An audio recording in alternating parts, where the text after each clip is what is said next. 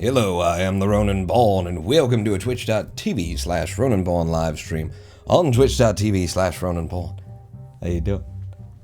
We're here on time. I mean, this extra minute there while I forgot to close the door. I had to get up because then otherwise you're gonna hear Lady Pawn moving around the house and taking care of all of our damn kittens is part of the big thing that's happening now. Hello, Hologram 1. Good to see you here in chat. I'm interested to see how this pawn resurgence lasts. Aren't we all? By which I mean, yeah, me too. Will it? How will it? Can he maintain his schedule? Can he have the energy with any regularity in order to do this sort of a thing? We're gonna find out, damn it. Nah, screw it. Stream's over. See you later. So yeah, yesterday, as we just gear up to get into, by the way, it will be when we're ready for it. It will be... That's the same... It will be Kerbal Space Program when we're ready to start. But, just give me a second. Whew, yesterday. Okay, so I wake up, and we've got 3 new kittens in the house. Little wee babby. They've gotten a lot bigger in the month and a half that we've had them. But 3 kittens that were outside, out back. It was actually 4 when we started, and one of them did not make it. But 3 kittens that were out back with their mama kitten, and Lady Pawn started feeding them and trying to, just help take care of them. Mama kitten looked like she was about to break internally. And, over the course of time... formed a relationship with them, probably over a month of them living out, not living, but, spending a lot of time in our backyard after we started feeding them. That's how it tends to go. And one day, one of them was particularly ill, one of them that had always looked very ill to start with, and Lady Pawn couldn't stand watching the little kitten in suffering anymore, so she grabbed him up, brought him inside, and tried to care for him. The next day, we were rushing to veterinary hospitals, and I literally gave the cat CPR mouth to mouth and brought it back to life 5 or 6 times on the road, going from one vet to another clinic. And by the time we got somewhere where maybe someone could help her, this kitten or him, we don't know, we named it Charm posthumously. It was gone. And so we buried him in the backyard.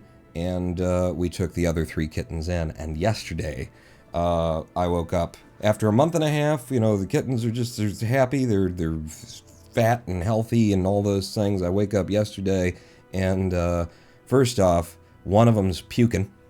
Okay, and no big thing. Cats puke, hairballs, kind of a thing. We're wiping up puke. Not so much regularly that it's like, what are you doing? You need to take those cats to a vet. But cats what are they called?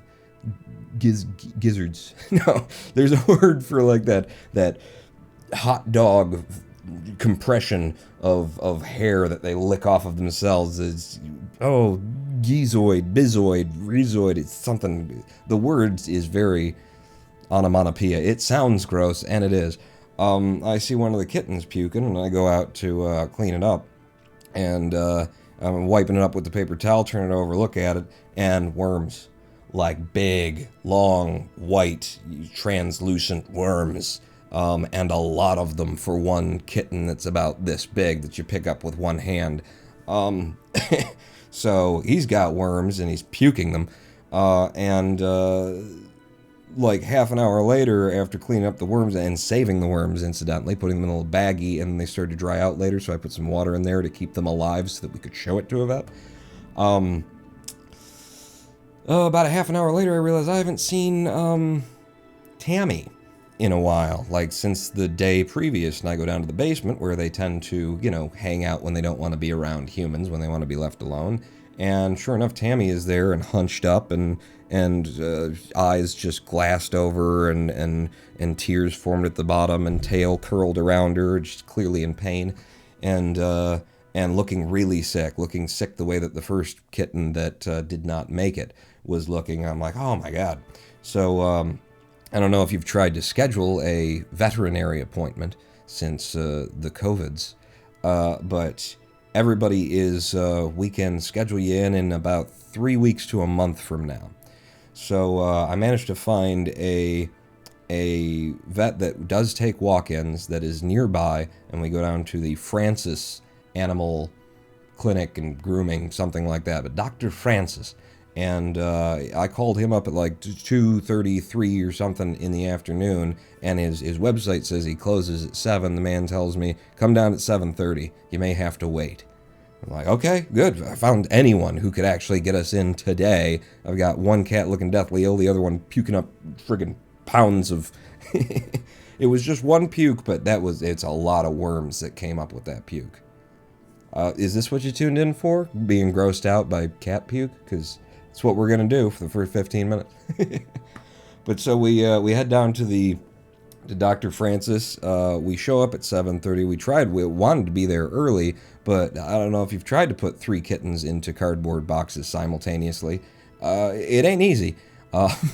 One of them that we have named Sam, we didn't know the genders of any of these kittens. We were guessing at them, having like a look-see kind of a thing, not invading their privacy, but trying to guess what they've got down there. We thought we had 2 girls and 1 boy. We named the 1 boy Sam because it could be Samantha if we need it to.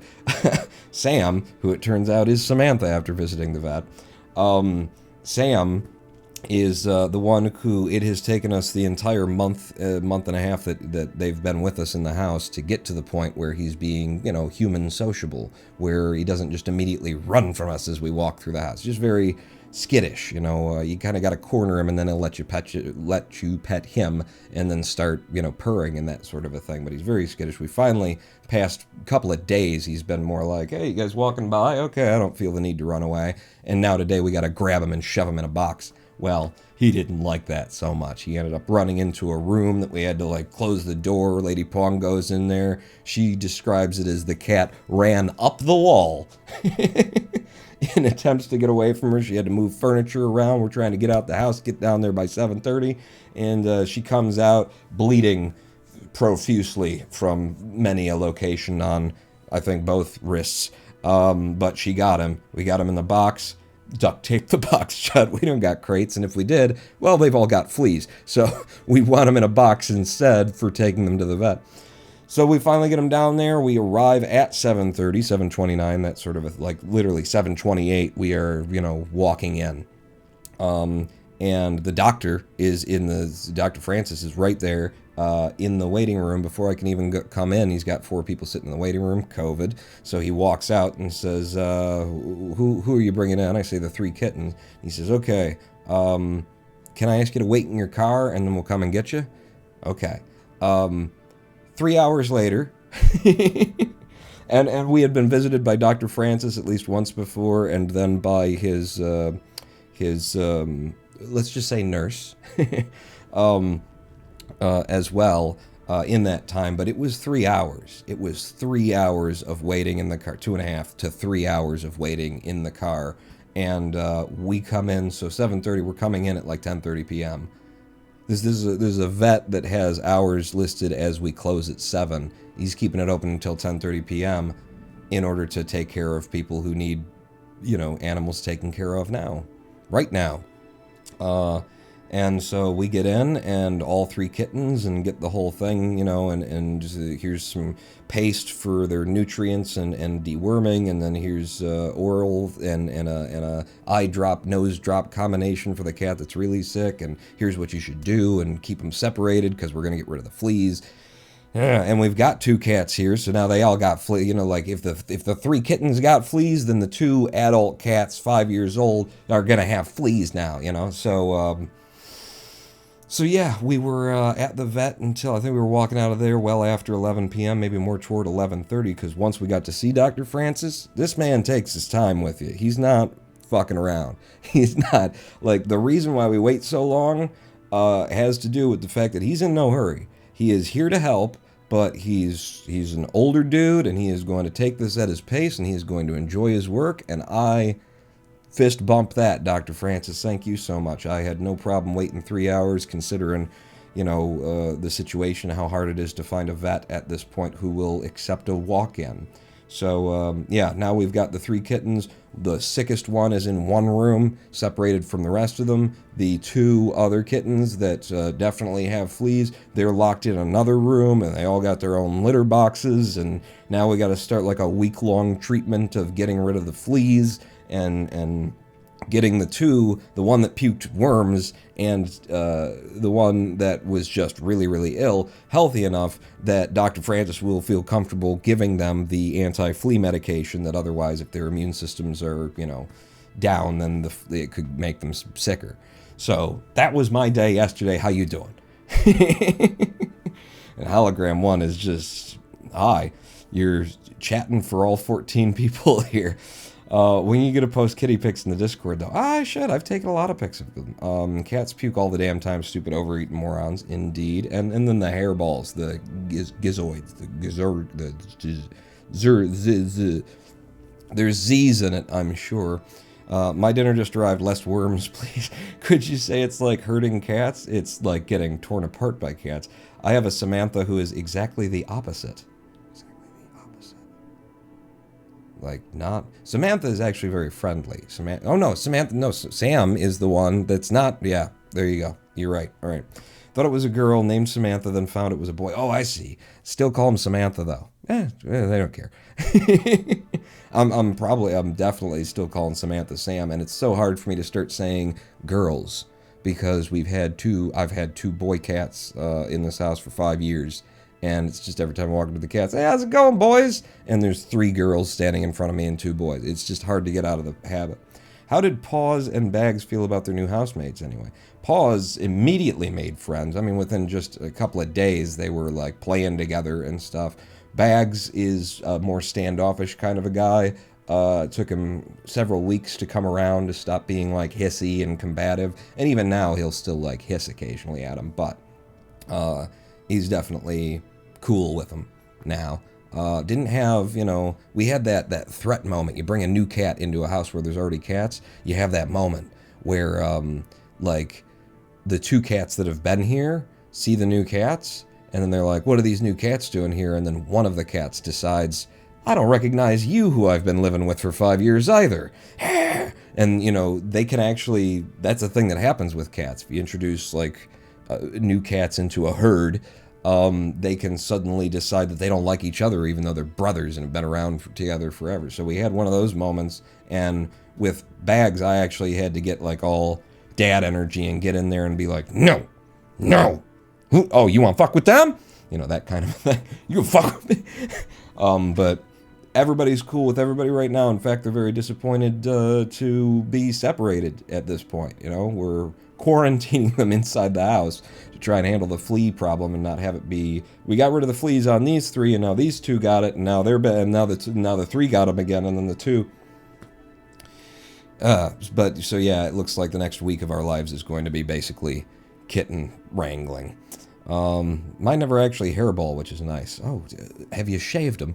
I shave Paws like once a season. He is such a long hair, and it's just out of control. Samantha meows like a girl anyway, high-pitched thing.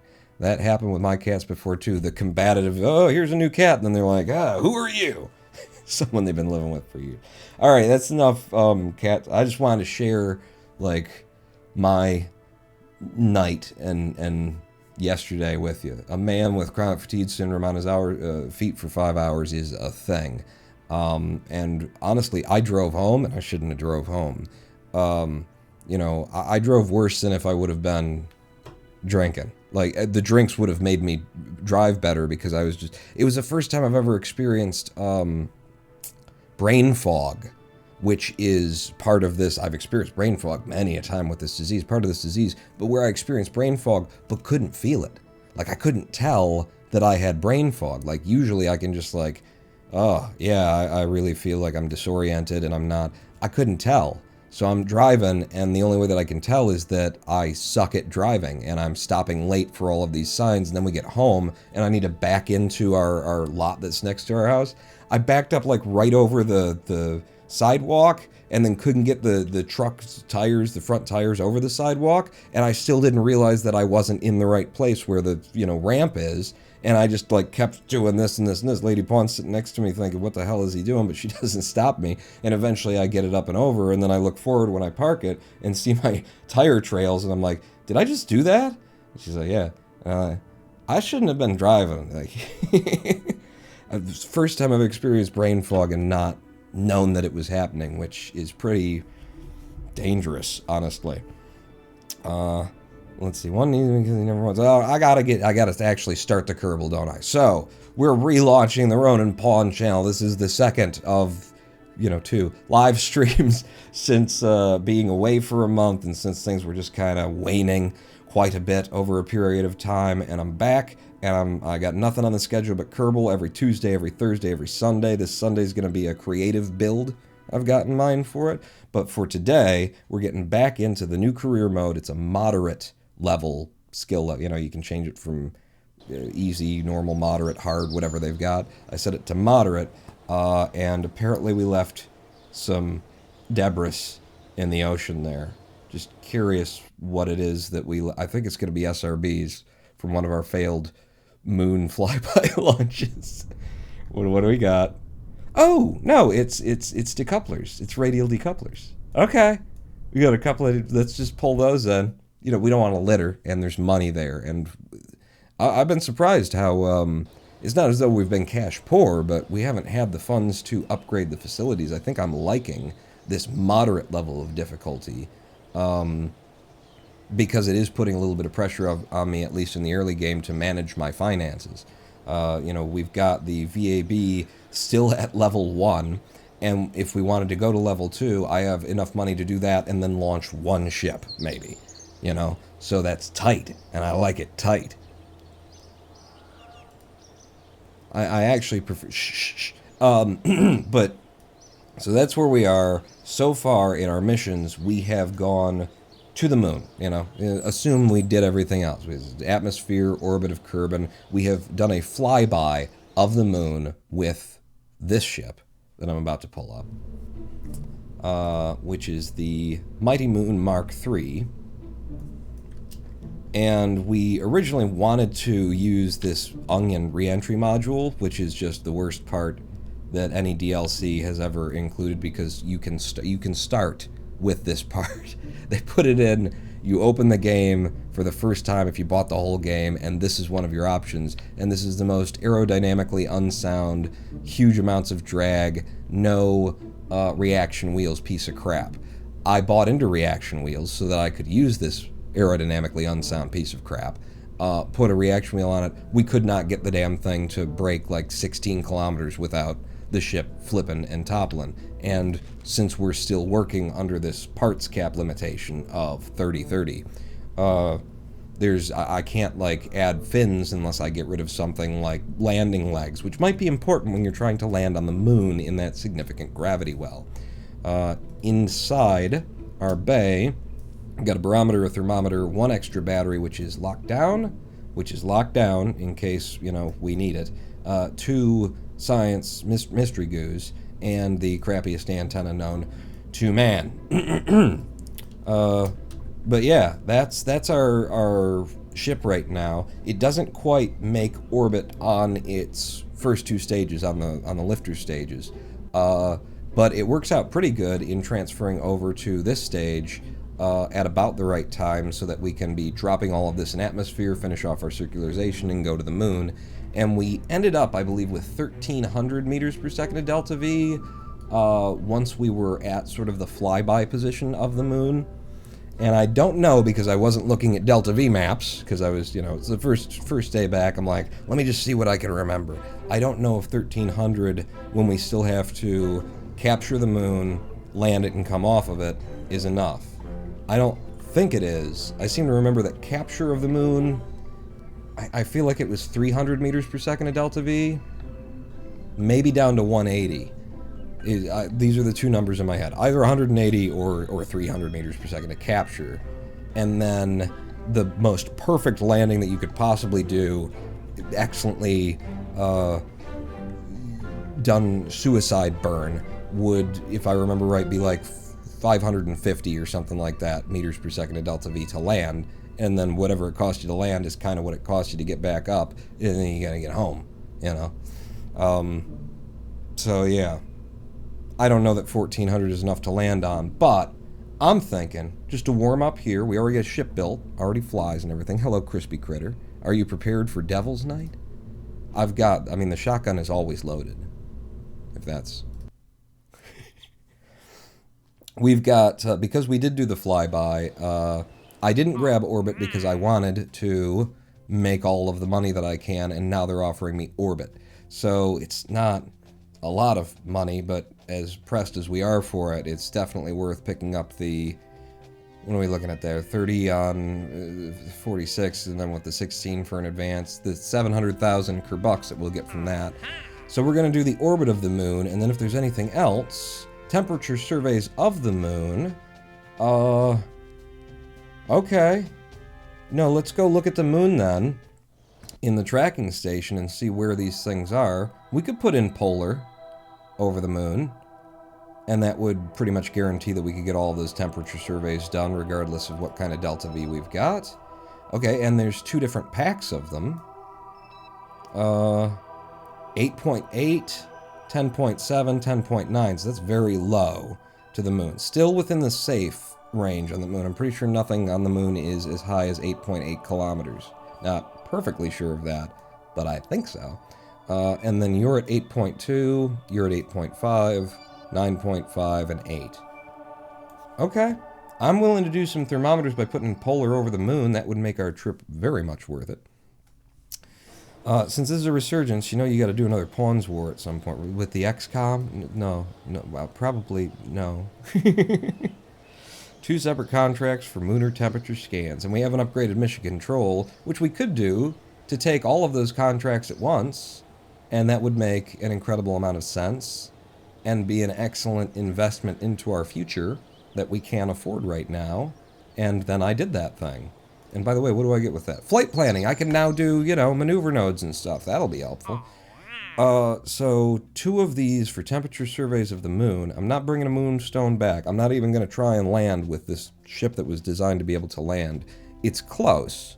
But if we can get the VAB upgraded and not be part count limited, then we can actually do it. You know, as opposed to being close and then leaving someone stranded on the surface of the moon, which seems quite plausible.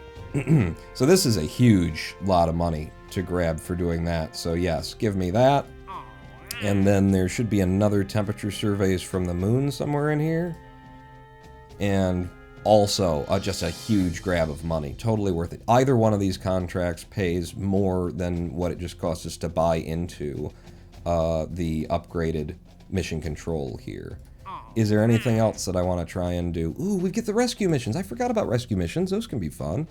2 tourists. We're not changing... You want to do a flyby. We're not changing the ship, so no. And the rescues are interesting. Heat shield landed at Kerman. Run test when we're sitting on the pad on a 1.25 meter heat shield, which we're taking anyway. It's free money. Oh, just somebody remind me to right-click and click the test button. Science data from space around Kerman. Transmit or recover science data from space around Kerman. It's also free money. Beautiful. And then it's just tourists, rescue, landed moonstones. Good. This is going to be... Alright, we're not going to have a money issue after this mission. If you could put a probe core on the ship, rescue someone on the way back. This is enough to do. Going out to the moon for our first orbit of it, I'm going to have to put in polar above it and then do 7 temperature scans. I got to remember to test a thing on the pad and then... Well, I've already forgotten half of it.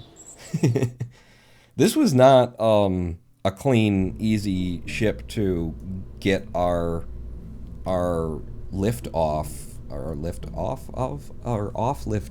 to get up the first time that we actually got it up either. Like, shh, with the getting it up. And I know what you're thinking. I'm thinking it too. Let's just think it together in quiet.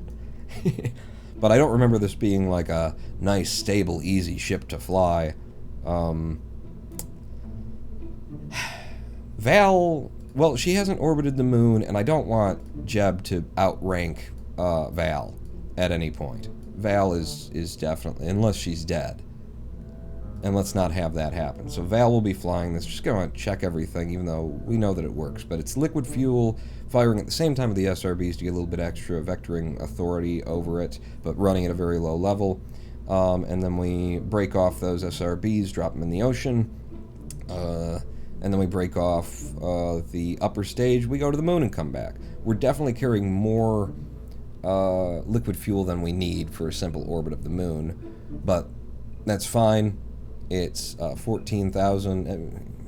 Yeah, it doesn't cost us much to launch it. I like the craft. We've already got it in pocket, and we're, with my kitten stories, we're already half hour into the stream and haven't put anything on the pad, so let's do it.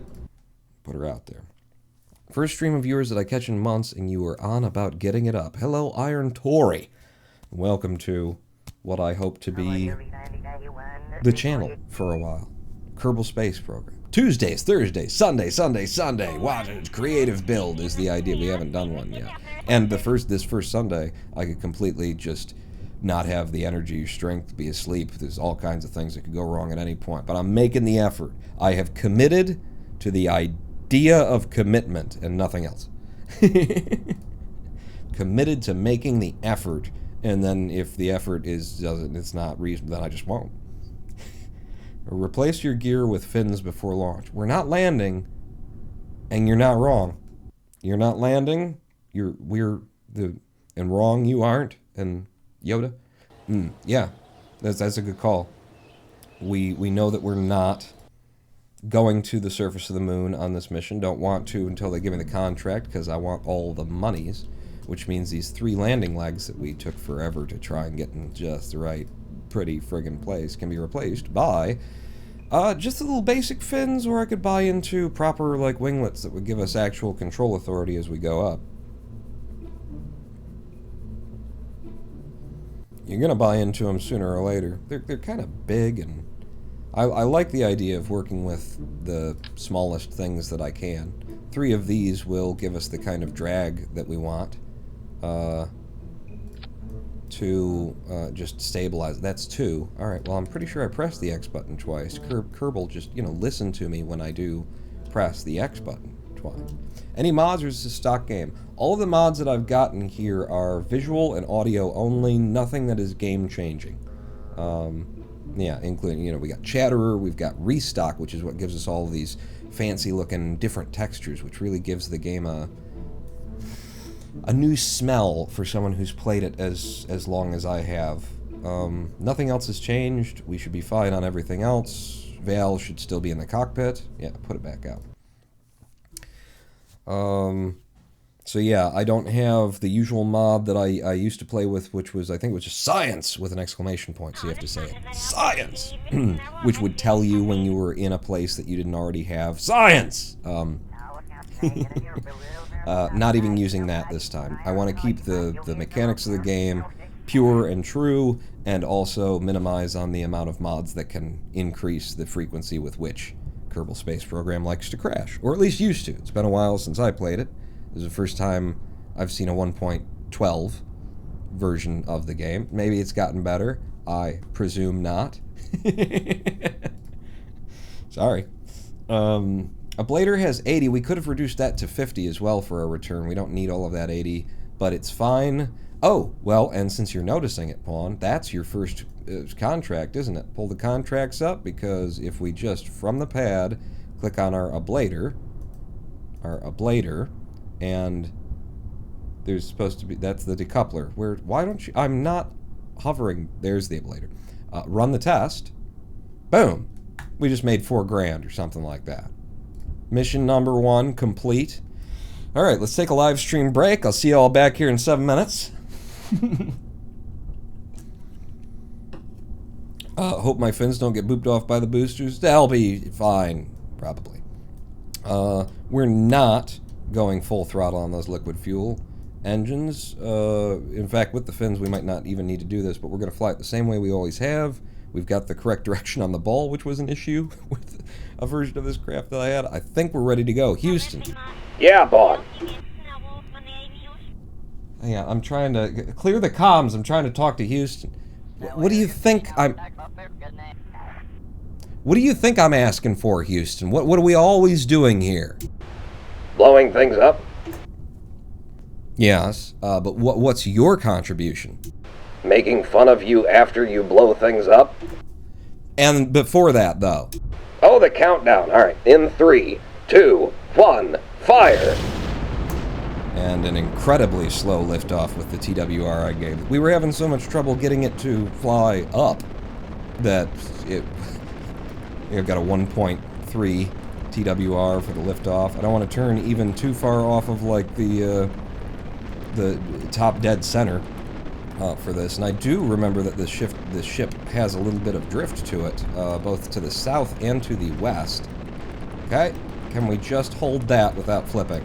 Please. I'm going to give you a little bit more liquid fuel so I have a little bit more control authority there. Oh, goodness. Oh, goodness. I'm already not loving our flight profile there. Yeah, pull that prograde back up the ball. We're turning over a little bit quicker than I would really like to. More on the liquid fuel. Solid fuel boosters, about 1/5 remaining. Getting to the bottom of them. Come on. Come on. Hold together, ship. Hold together. Come on, get down to the bottom of that solid fuel. We're only at 5K and I've already turned down to 40. Alright, going to full on the liquid fuel as the solid fuel kicks out, dropping them. And wow, we're very turned over way too early and have way too much speed at way too low a position in the atmosphere. We will be fine as long as I don't get too far outside of the prograde bubble while still trying to hold this up. This is not efficient. But as long as we can get out to space, this is the ship, not that. You know, this will just get us some of the speed that we need to carry on. And I think we've stabilized here at a 20 degrees on the bubble at 15 kilometers is where I'm holding. The prograde itself has actually dipped down more to 10 degrees on the bubble at, you know, just 1,000 meters per second. This is the soup of atmosphere you want to be in at the height while you're generating these speeds, isn't it? I'm taking advantage of body lift. Yeah, that's it. We're actually... This is a good thing. Oh yeah, those fins aren't rated for this, are they? No, not really. No. Okay, nope. I do need you to hold up. Hold up. APWAPs of just 28 kilometers. And I need to make space here as we're getting to the bottom of the liquid fuel. I'm pulling hard away from that bubble now in order to try and get us up. We're about to lose those fins. Didn't need them. They were holding us back, slowing us down. Come on, pull up. Pull up. APWAPs of 42 kilometers. The smaller engine that we've got that I can't quite remember the name of, and the parachute's overheating, great, is not going to... Okay, we've made space. Woo! It's not going to be happy to have to do everything itself. Like, we needed to get into space. Because what the hell is the name of the engine? The Terrier, not a great in-atmo ISP. Sloppy launch. We got it up. That's the important part. Ask any woman. And, you know, we made... we made 2,000 meters per second. Like, what we have there is a lot of lateral velocity that we were going to need anyway. We've got enough height that we're not going to lose it to, you know, this. That works. It was a little scuffed, but it works, and that's the important part. We want to transmit or recover scientific data from space around Kerman. So once we're up here in orbit, I will get the orbit, we'll stabilize it, we'll circularize it, and then we'll transmit some... Well, we can just collect some science we already have, and then hold on to it the whole mission. And then if things blow up and go wrong, we don't get that money. We'll transmit it, is what we'll do. Why not? Lady Pawns, even some ablator got used. Really? The ablator under the shroud things got real hot, I guess, is what happened there. I really like, by the way, this is Spectrum. If you're looking for this visual mod pack, I'm really liking it. I could see that there's ways that I would tweak it if I wanted to get into it, but I really like it. It's in just the right place for me, where it still looks gamey and you know, there's glows and maybe colors that shouldn't be there and stuff like that. It's very pretty. not invasive.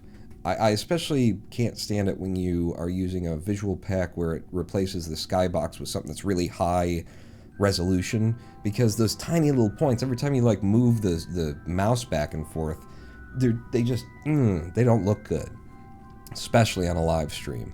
They don't encode well. So I do like the difference in these packs. I'll tell you what we could do is, while we're right here, we need science from near Kerman. I'll grab a crew report that we already have. No. I mean, you said that you would do it, you know, after you got the circularization. Alright, I'll do that, and then we're going to get an EVA instead. So, we'll come up to the app WAPs. We're on our prograde and holding it. I think I'll go to manual here. Get us kind of wings, you know, perfectly not parallel. The other one, where it's perpendicular to the ball. Get that up. We'll warp up to the app WAPs here. And then start the burn. Push the app out a little bit. We're out of fuel in that stage. And now we're on to our little guy. And don't let the app WAPs get too far ahead of you there. Periap's coming up nicely. Full burn on the Terrier, which is very efficient in vacuum. Periap's at -50. About to pop out of the surface of the planet on the other side now. Pull that app down toward us. Just holding it. Holding it nice. Holding it nice. And we've got ourselves a circularization. 80 on the app. 78 on the Peri. That's all down here. And we'll F5 from here, and I'm going to do that thing I said, which was, there's a chance. Wow, we're millions of miles away. Still haven't fixed that glitch, huh, Kerbal? There is a slim chance, no, this side, slim chance in hell that we would happen to be over something that we haven't already gotten on an EVA, even though we've already done a mission specifically for claiming EVAs. I'm not in any hurry to get to the moon, so let's just get over something that looks like it could potentially be land. Like, maybe over shores or something. EVA, grab you, EVA. No, don't want water. Go away. EVA. There's shores, and we haven't done it before. Brilliant. That's exactly what I was hoping for. And now, I'll review that stored data, and I will transmit it immediately. Electric charge, gonna be okay. Oh, well, probably I should open the, get the antenna up if I want to do transmissions. Extend the antenna. And then review the stored data. Transmit. Not enough electric charge. What do you mean? We're fine on... Oh, okay. Yeah, we're going to have to pop open this battery that I brought and try that again. How much electric charge are you going to take to do this? F5. Review that stored data again. Transmit it. Holy shit, the amount of EC that drained to get that done. Down to 52. I'm still okay, I think, to go to the moon with 52-ish. Last time we ran this mission, and I'm pretty sure we transmitted something, we came back with... We were okay enough. We've done the thing. Yep, walking away. Thank you very much. Where's the moon? We're coming at you, wherever you are. Set you as the target. That's a ridiculous amount of electric charge to send back one crew report. I guess they do have to read for a minute. And then I saw down below us, it looked like there were people on the beach. It was Kerman's shores. There was a lady, she was tanning, she had a margarita. I was wondering why I became an astronaut. I guess that's a thing, anyway. But we're going to have to at least be somewhat careful about our EC as we head out to... because I'm pretty sure this engine, the Terrier, does not generate electricity. Let's get on the edge of Kerbal. SAS on. Find your prograde for me. And burn.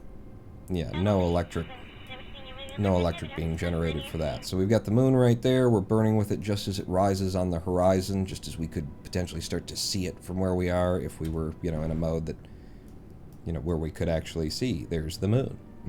Start burning there, and that's a good, just quickie, easy way without having to set up maneuver nodes and things to get yourself to the moon. Hello, Ludwig the Burb, by the way. I responded to the comment, as I tend to do, without actually saying, hi, How you doing? Speaking of ablator, guess what you forgot to... I tested it. We did test it from the pad. We did. And we cleared that contract. We've cleared both those contracts. Science data and test heat shield. Landed at Kerman.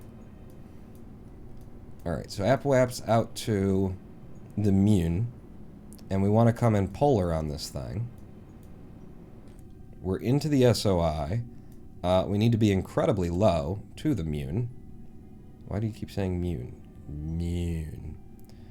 So how much delta V am I burning when I'm doing this? Not much at all. So we're going to go... Can I, like, target the moon? We're going to go right past the that period. So we're going to come around the other side because it will have the effect of actually slowing us down. At least if we were doing, like, a free return. I don't know that this helps us in the moon's SOI, really. But we'll come up on this side of the moon for reasons. And I'm already too high, but that's fine. We still got to take it polar is the other thing. So when are you going to take it polar? How are you going to take it polar? Where are you going to take it polar? I would think I would do that out here. It's been a minute since I've Kerbaled. So I'm going to do that about halfway out to the moon, and I'm going to pull you up and back and up. Yeah, I was thinking equatorial, even though it's supposed to be polar. And then we'll do like this. Get you up, and then can I just lower you? Mm-hmm. Get you nice and down there. And we can actually hit sort of the range that we want to be if we can do this, pull this maneuver off correctly, which is going to be very low. We've got things that are like 8 kilometers above. We'll aim for that, and then we'll end up wherever we actually end up. Nothing like a down-to-earth and casual yet experienced KSP stream late at night. Just my thing. Cool. Yeah. So that should get us into a place where we can circularize on a polar majigger madoodle. I will F5 from here. I will SAS off just in case it is draining the electricity, and then we will warp out to that maneuver node. Pretty sure we've already gotten all of the science from high over Kerman at this point, so pretty sure that I'm not even really going to check. And then we'll just drift over to our target for this maneuver. It says the burn time is 2 seconds. Should I believe that? Who's to say? We'll pretend like we believe it. Warp up a little bit to where we want to be. Whoop. Node in T-minus 5 seconds. 4, 3, 2. I'm going to go to half throttle on it.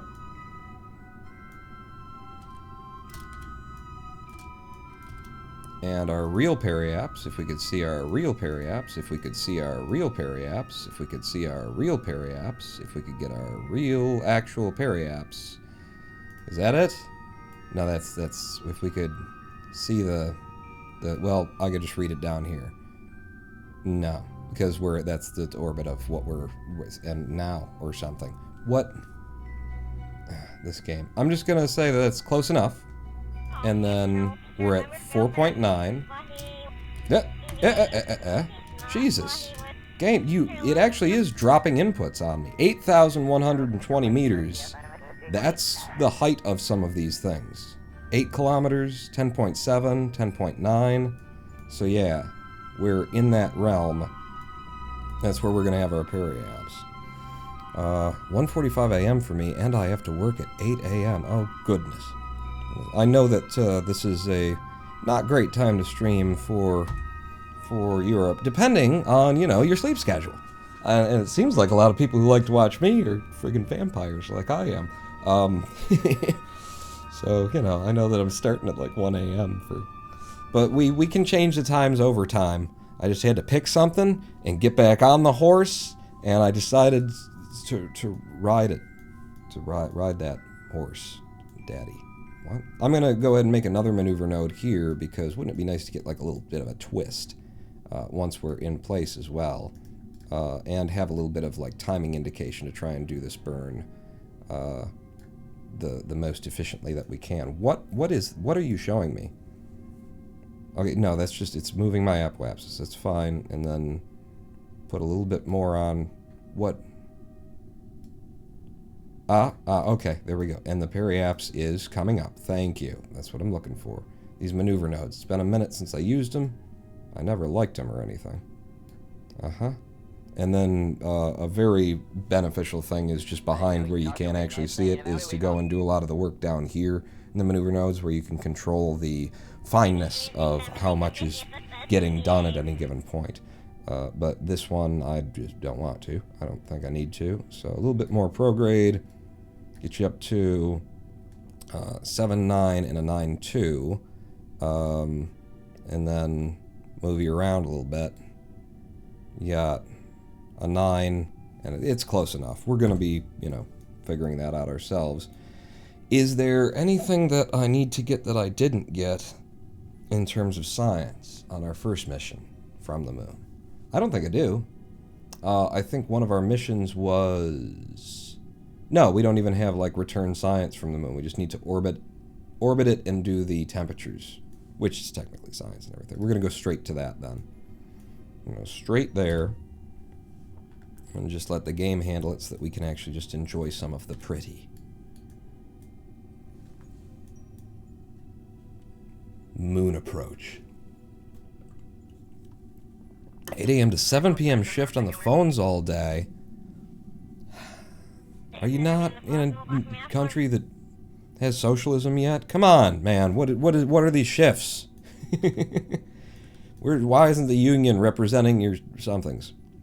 Alright, so we're getting over to here. It says this burn is going to take 15 seconds. Wow, that's a bit. So we can either burn half at 15 seconds or burn full at 7. I think I'll burn half at 15 seconds. You know, are we in a hurry here? We're at the moon. We came to see it. It's gray and disgusting and not interesting to look at, so let's spend as much time here as we possibly can. I'm going to go back up to this mode so that I can see what's happening while it's happening, if I really can, in the first place.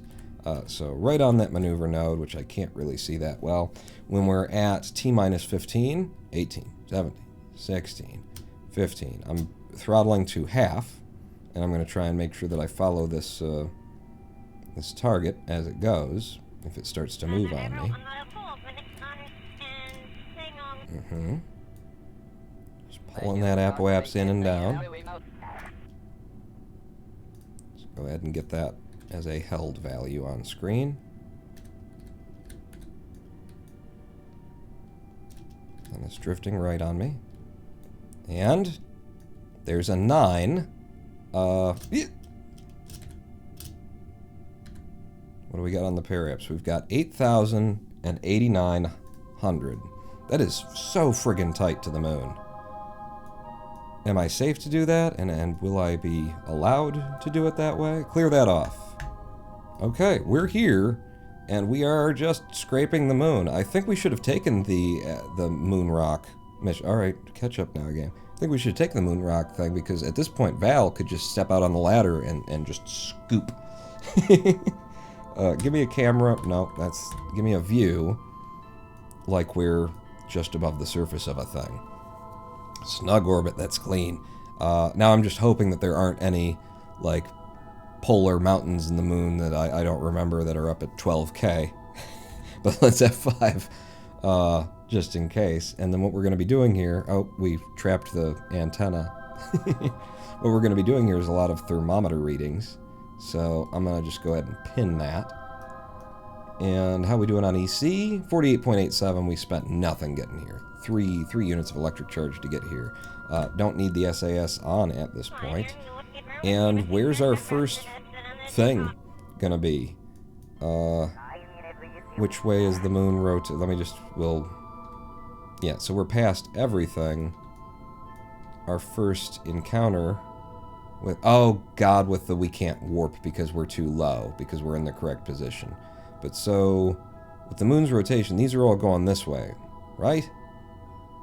Is what I would say if I could warp past the 10 times mark, as though I were the player and was in control of the game. thing could do the thing that I wanted to do. I guess the problem is their physics. Physics engine wouldn't apply, yeah. So our first one that we're going to actually meet is going to be this guy.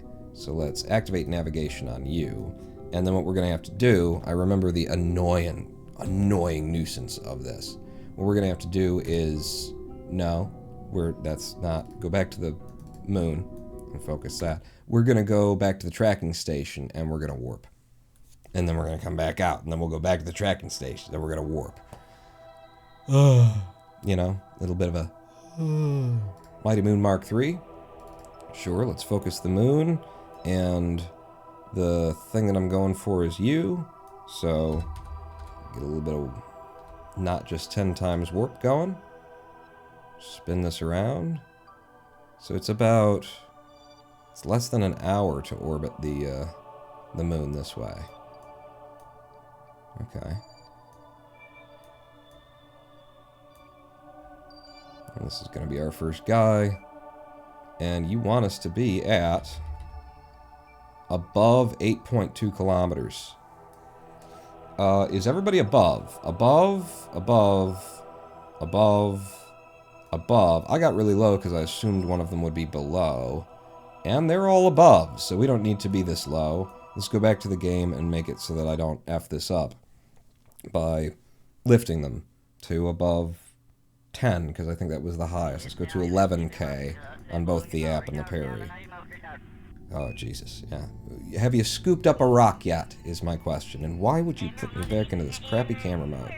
I need to be free. If one of us is changed, none of us are... If one of us is chained, none of us are free. Damn it. So we're going to prograde to pop the bubble up on one side a little bit. Kind of just didn't think it through. Didn't double check. Which, you know, I'm really good about double checking usually. Who are you talking about, Paul? Because it isn't you. It's not you could possibly be talking about. We just push that up to 11 on the app. And then we should have enough time before we get there to go around to the app apps and blow the parry apps up similarly. But we do have the option of sitting here at 10 times warp and just figuring out what to chat about. Paul, what are you doing? This is KSP. Are you well? Guys, what's he doing? I'm rebooting the channel. Jim? I'm rebooting the channel. Rebooting myself in my life and trying to take it seriously, you know, as though any of it should be. I've decided to pretend as though life should be taken seriously. So, KSP Tuesdays, Thursdays, Sundays is the goal. Are we going out of comms or something? I think that was... Chatterer has so many sounds now. There's an extra pack for the Chatterer mod that I downloaded, and I think that was the sound of you are losing communications at this point. I didn't see it go out, but that sounded like... We'll see you on the other side. If only I had some kind of device that I could hit a button and sound exactly like a comm system that was kind of gravelly. I should work on that. Yeah, man, good luck. Thank you. Thank you. A guy called Pie. Thank you, Jim. I named Pie Jim a number of years ago now. I was just yelling at him for some reason about something in particular. I just, God damn it, Jim! And then he's Jim from now on. He's definitely not Jim, but he's Jim. To all of us. Could I actually go? No, you can't go faster in Fizz Warp. You're doing 10 times right now, and then you'd be 4 for the other one. Alright, so we're up to the app WAPs, and we want to get back on our prograde again. Keep an eye on that EC. It doesn't take a lot to spin this very small ship. Why did you come back to this mode? Just to burden the CPU a little bit more. Go back to this mode, and we're going to raise the parry apps now. I don't really need to be dead on the Apple apps for this. It doesn't have to be precise. It's just rocket science, you know? Just rocket surgery. Okay, so now we are at the right height and in the right position to try and get all of these without having to make another adjustment to the ship. So we'll F5 from here, and focus the moon, god damn it. And, like, if I do this at 10... Oh! We can warp now? We can warp because we're above 10K. Hurrah! Okay, that's a reasonable warp then. I think we could probably do some of this from this side of things. Whoa, whoa, whoa, whoa. Yeah, we're out of contact again. That's definitely the sound of losing comms. And then coming back into comms. Now we might just catch the edge of it here. Just waiting to see if we get into the realm of what we're headed for. No. Alright, one more rotation or two. See how much movement we get. We were like from there before we started warping around. And the ship's going over a pole, coming around the back side. It's really annoying if you miss the rotation and then have to, you know, deal with the warping around again. So, yeah, we're entering the area. So now I get back down here. Remember when I put the thermometer up and now it's not because we had to go to the map mode? Log the temperature. Boom! We've done it. We've measured the temperature in area what the fuck ever they called it just there. Good. We'll have you EVA and actually this is not... I should just overwrite all this data because we already have this kind of thing, right? Let me just double check that. Yeah, we're not getting any data for it, so I'll just overwrite it every single time. Let's get that thermometer pegged again and see if we have enough warp to not have to continuously head to and from the tracking station. How fast am I allowed to warp? I can go up to 100. I can go up to 1,000. Excellent. Yeah, it's a lot of going in and out of contact, though, for Chatterer to play the same thing over and over again. Okay, and I think this is going to be a hit on this guy. Don't even really need to activate navigation for it. Let's just come around slowly, make sure that we don't miss it. Come on. There you go. We're in Kerman's Redemption. Log the temperature. And that's Kerman's Redemption done. This is going to be very profitable monetarily for us. Back out to map mode. And the next one would be you. Filski's Surprise. Yeah, I didn't think we'd hit you. Okay. So this, yeah, this is going to be fine, but it's always scary when you're on, like, the edge of losing it. Letting it go past. And we're in Filski. And he's a fan of it, I guess. There you go. We've collected for Filski. I'm going to throw that away as well. Throwing it away does not change the fact that we did indeed collect it at some point. I guess the next one that we're going to come over top of is actually this guy. So back up to 1,000 times warp. And things are moving a lot slower at the pole here, so the odds of us missing it are less likely. We could probably hit it several times as it passes us. We're in the sector. Back down here, log the temperature, even through the lag. And that's another one checked off. Sector MG3GM. Good. Just throw it away, we don't care. And then once more round to pick up this pinky guy. 100 times warp to sneak up on it. And we're in that sector. Log that temperature. And that's one of our missions actually complete. We need 2 more to complete the other one. And that'll be these guys here. F5ing because we're doing so well. EC is still good. Shouldn't be really using any of it. So, you, we wouldn't have seen you there. We only might see you here. Yeah, no, we should be able to touch your Grundle area, your zone. None of it actually is working. Oh, wow. Not quite, huh? Not quite. Let's just hope it doesn't move so far on the other side that we still can't get to it. No, we'll be fine. In fact, it's Valentina, so really, she'll be fine. Get you up on this thermometer site. There you go. And just one remains after this one. That's you. We just need area DFGW-J. One of my favorites, really, in terms of areas to enter. I always like a DFG-WJ something. DF. It's my favorite radio station. You're listening to Kerbal's K-pop Top Rock in the Kerblish area. Oh, there we go. Radio DFGW-J.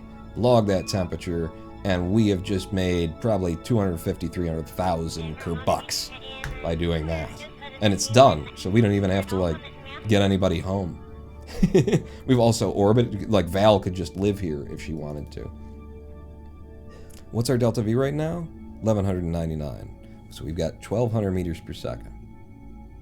I know we don't have any landing legs. But I mean, we're here. I think it's time to pull up a delta V map. Does anybody actually... Do we have... Did we have as a command delta V? We did. Okay, now we find out which map it is and how old it is. No, not the whole thing, just this tab. There you go. So, delta V for the Moon, we're talking about, we're already in orbit of it. We need 580 to get down, which means 580 to come off. Not really, though. Uh-oh. The crypto markets are moving. Oh, it's a buy-in.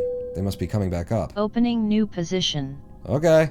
Opening new position. Yes? Sir, the market has breached our buy-in threshold. Has it? I've just placed an order on your behalf at $4,127.17. Really? And I'm entering a temporary stop loss to hold us over until the next candle turn. I'll let you know when that turn comes. Okay. Good luck, good luck. Yeah, you too. Entering hold mode. That's how I pay for you to exist, is with this. You haven't made me any money yet, actually. I'm thinking about firing you, so good luck to everybody involved. That's my auto trader that I wrote in Python. It's hopefully making me money in crypto while we're over the moon in Kerman. One's a crypto guy now? No, I don't care what Elon Musk says. I don't give a crap about this, that, or the other thing. Completely statistically averaged reality, like on the market itself. I don't give a crap. Yeah, I'm a bit of a crypto guy now, is what I mean. Back to the delta V map. So this, we're talking about, in the best circumstance, we would need every ounce of delta V in order to get down, get back up. When we're leaving the moon, though, if we just launch dead on the retrograde of the moon, you know, its orbit around Kerman, so we're coming right off of the retrograde, going straight up. We don't, it's cheaper. It's not the full 580. I feel like it's closer to 300, which means it would be possible. It would still be tight because the 580 delta V that's shown there for a landing on the moon is like, if you do it perfectly, usually I would say it takes like 750 to land on the moon, for all of the fighting against the gravity and trying to negate your lateral velocity and then get landed and stuff like that. 700 or 800 even to get down safely on the moon, which would leave us with, if it were 800 that it cost us to get down there, and we've got 1,200 right now, we'd still have 400, which I think would get us off the moon. We could land it. It's a possibility to consider anyway. And we will consider it by leaving Val here for a moment, going back to the tracking station. And actually going back to the Space Center so that we can get to Mission Control and see if they would like to offer us a landing on the moon. Land on the moon. And we're already there. We're going to do it sooner or later. Bring a moonstone back with me. We're going to do that.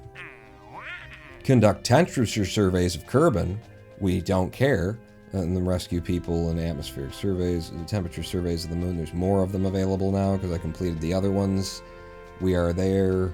We could do them. I don't want to, that's a lot. Science data from the surface of the moon. Like, I can't, I've got millions. I can buy into taking surface samples and stuff. Give me that. We're in the right place to do more temperature surveys of the moon, but I'm loaded, baby. I feel like it would be too much. Like we'd be gaming the system a little bit too hard to do it that way. But I think these missions I would be up for, and I'm up for finding out whether or not we can actually make it to the moon. But with this amount of money, I can now upgrade the R&D center, which will allow us to collect surface samples. Thank you. Which, in fact, I would have to cycle contracts to see if there was another contract for returning a surface sample specifically. You can finance a full facility upgrade. Yeah, and we're back to 300K, and now we need more money. Let's game the system. No, I'm good with that. This is a tight moon landing, if it's possible at all. And it's been so long since I've tried such a thing, I don't know that it is possible at all. But I want to try it. So I think what we'll do is we'll go out here and we'll make an Alt F5, a permanent save state, in case this just, never had a chance in the first place. Give me the view that I like. And we'll get into position for where we would want to try and come down. EC still looking good by my standards. So pick our landing site. I'm thinking this boy. Right in that big old crater right there, the northern crater. Which direction are we even going in? And can we land in that on the next pass? We can, we could. We should, we will. Yeah. So I think I'm gonna stop us here, and I'm gonna hold Alt and press F5, and then we're gonna make a moon attempt. First moon landing attempt. So also I probably should I should number all of these saves just in case I'm ever looking at them at some point. 1, first moon landing attempt, save. Okay, so we're going to try and land in this crater. It looks like we have comms, not that we need it, we got a pilot, that sort of a thing. But it's also one that you probably wouldn't usually be getting. More likely that you'd be coming here for, equatorially. So we just want to look for the crest of that crater as we come. And then see if I can't land this without landing legs on the moon. Let's see how that could be problematic. Yeah, let's warp up a bit more.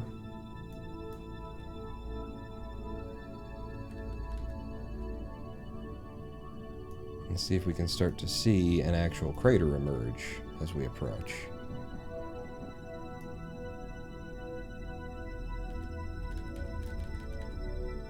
Okay. Yeah, no, we're just going over. Here we go. Here's the crater. Looks like there's a flat spot up ahead of us. Or a giant crater to fall into. I don't know where I want to come down, It's still a crapshoot, but the craters do tend to be flatter a little bit. I'm going to get on my retrograde. And I'm going to have F5 from here. We've got the Alt F5 if we really need it. Fuck it. Let's just go. So I'm burning full.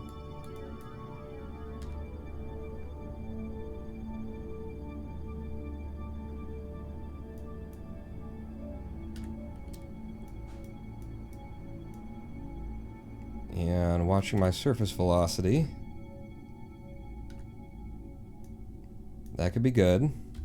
I'm going to warp a bit more.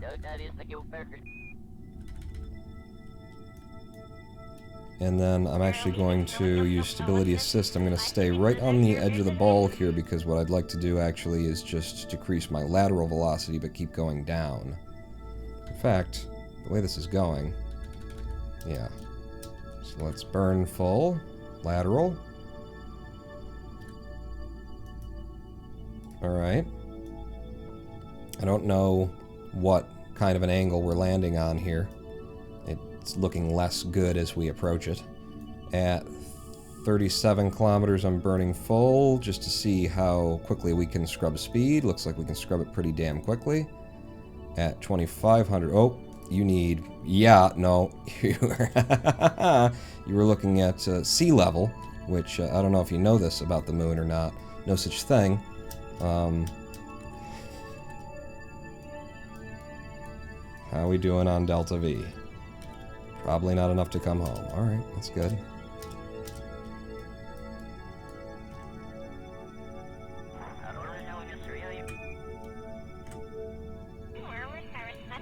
Very slow burn now. Very slow burn now.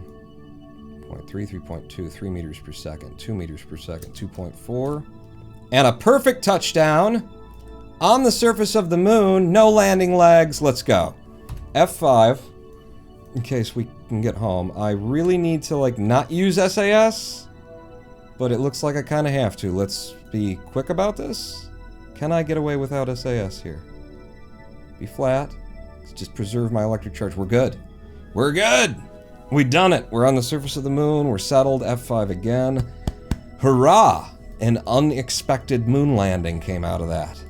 Okay. So let's get us some friggin' science, huh? Let's observe a mystery goo. What are our missions, by the way? We've landed the moon, so that's done. Transmitter recover science from the surface of the moon. Bring a moonstone. We gotta find a moonstone. Pick it up and bring it back. So, yep. The goo seems to be just thrilled about being here or something. I didn't actually read it. And there's the temperature data from the moon's polar crater. Yeah, which pole? Maybe you want to indicate. And then the pressure data. It's sitting there motionless. Perhaps you should tap it a few times to be sure. What else can we get? We can get a crew report from the moon's polar landed. We can EVA, of course. And I'm going to... Okay, that's not how that should work. Wow, that's not how that should work. Did you see? I tried to hold shift and then space in order to jump off. Every time that I've tried to do that, it just doesn't work. I wonder if there's something wrong with the restock model that blocks it. Because she hasn't been able to, like, push off and jump away from the ship like you're supposed to. Shift and then space, and you're supposed to go boom. And she just gets stuck every time. Valentina Kerman. Wow, congratulations. Welcome to the surface of the moon here. Let's just get a glory shot for you. And while we're doing that, let's go ahead and plant a flag. Whoa, that's not our... That's supposed to be Ronin Pawn. And I put the Ronin Pawn flag, but I forgot to change it to that. Yeah, we don't want it. Just take that flag down. Take that down. We don't want it. You wait here for... Oh, you got... No, you got another... You're fine. You... No, don't cry. What... Shit. She's upset with me. I'm going back to the Space Center to try and change my flag. She was not happy. George searching through all the random landscape rocks for 2 hours like last time. But yeah, I did put the flag in place. I don't know how it's going to look. Can I go to the flagpole and then boom, boom. There we go. It's down. You can see it. It's see it? It's down. It's the Ronin Pawn flag. Okay, so we got the right flag. Will that change the flag that's in her pockets? Let's hope. Because the miracle, she's got a screen printer on the ship. Really specific on what she wanted to bring.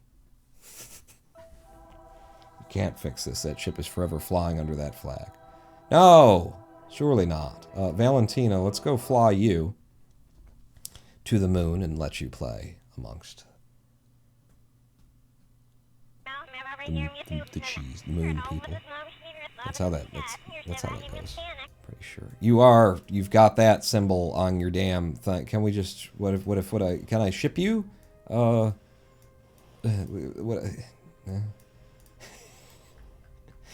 Damn it. All right, no, that's fine. It's, you plan it again. This was Val's mission. This is her symbol, not mine. Ha! Valentina. Why can't I control? Oh, because you're stuck in the dialogue there. All right. Val's, I don't know. It's Val's, it's her branding. Valentina's homemade moon flags. Yeah, homemade moon flags. Buy one today at http://streamlabs.com/RoninPawn where you can donate. Oh, you're having such a good time, huh? Do you want to be the first Kerbal to jump on the moon? Let's give you a jump. Hey! You could jump as high as the ship. And then we'll just protect your shins as you come back down. Huzzah. Well, you're standing out here. Why don't you grab yourself a rock? Well, take a surface sample anyway. Worth 108 to 108 to bring that back. That's going to be helpful. Now, rocks that are rocks. That looks like it might be an actual rock. It's like it's the shadows, right? You're looking for things that have harsher shadows than other things. It's hard to tell. I mean, maybe this is a rock. Maybe they changed how hard it is to find rock. I mean, those are big. I think those are just terrain scatter objects. That's a real rock. You gonna go? Let's go. Okay, just it. There you go. Jump, and we'll fly over here. Yep. This is weird controls. How do I... Oh, you take SAS off, and then you can control her the way that... No? SAS on? What? This is weird on the... Oh, it follows the mouse when you're in one of these. I don't know. How do I get it to the mode that I like? You're not a real rock, are you? You don't know how to rock? I remember how full of rage you were about this stuff on MMS last time. I think this might be a real rock. I'm not sure. I'm just gonna dip down further in there. Yeah, I was full of rage specifically because, like, the better the game looks, the harder it is to play. Like, if I go in and can I turn down terrain scatter from here, or would I have to actually leave the game and come back in and everything? Terrain scatter, video and graphics, texture quality. Yeah, I can't just turn the scatter down and then find the things. So this is just kind of dumb. That looks like it could be a real rock. That looks like it could be a real rock. And anybody have like an expert ability to pick out what are real rocks and what aren't? If you can see the rock from zoom out, it'll be too big. Now you can sometimes see shadows and stuff. The fake rocks and the real rocks.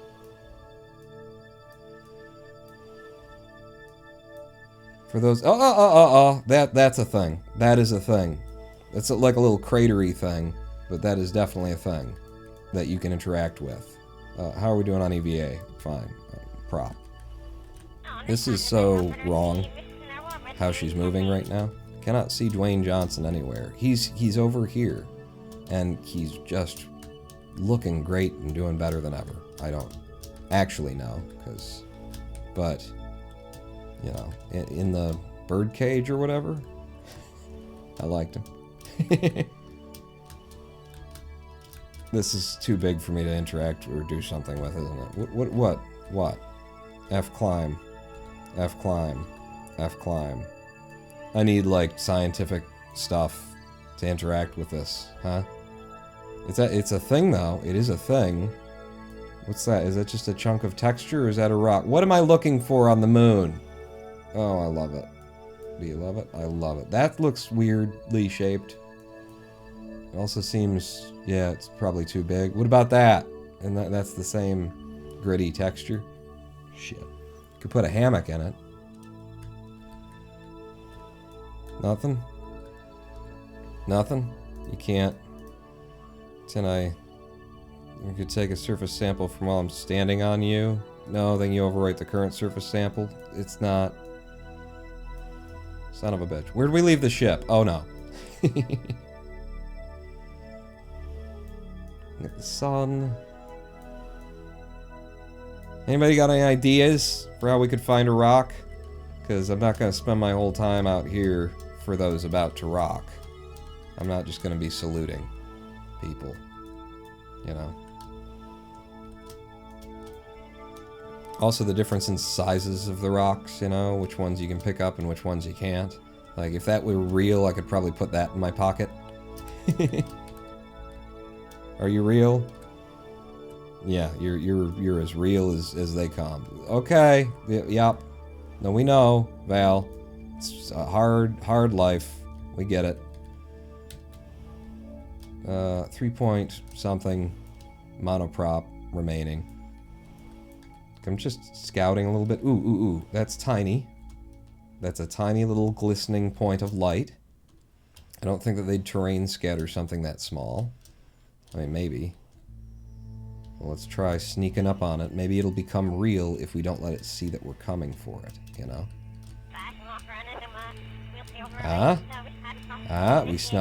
We're on the shadow side of it. It has no idea what's about to happen to it. Right? Yeah. Wow, that's a lot bigger than I thought it was. And it is also not real. Fuck. Yeah, I don't like this part of the game. We know that. We've known it from the past. What is that? That looks like it's special colored. Well, that's on the way back to the ship. We'll look into that. And then if that's not it, then fuck it. We're going home. If we can even go home. Be a lot of time wasted. Checking this out. Oh yeah, that's a completely different color rock. That's a real thing. Is it going to be small enough that I can pick up, put in my pocket?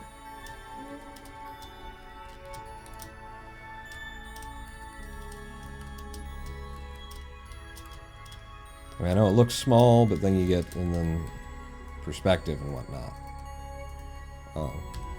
What? I can't?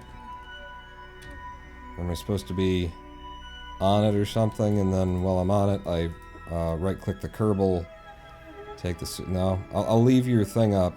Oh, there was something else. There was no, that was deploy shoot popping up. Hey, pick up Moonstone. And she mines it, and we got a Moonstone. We found something.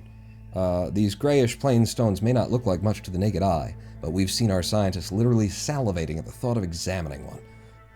Examining one.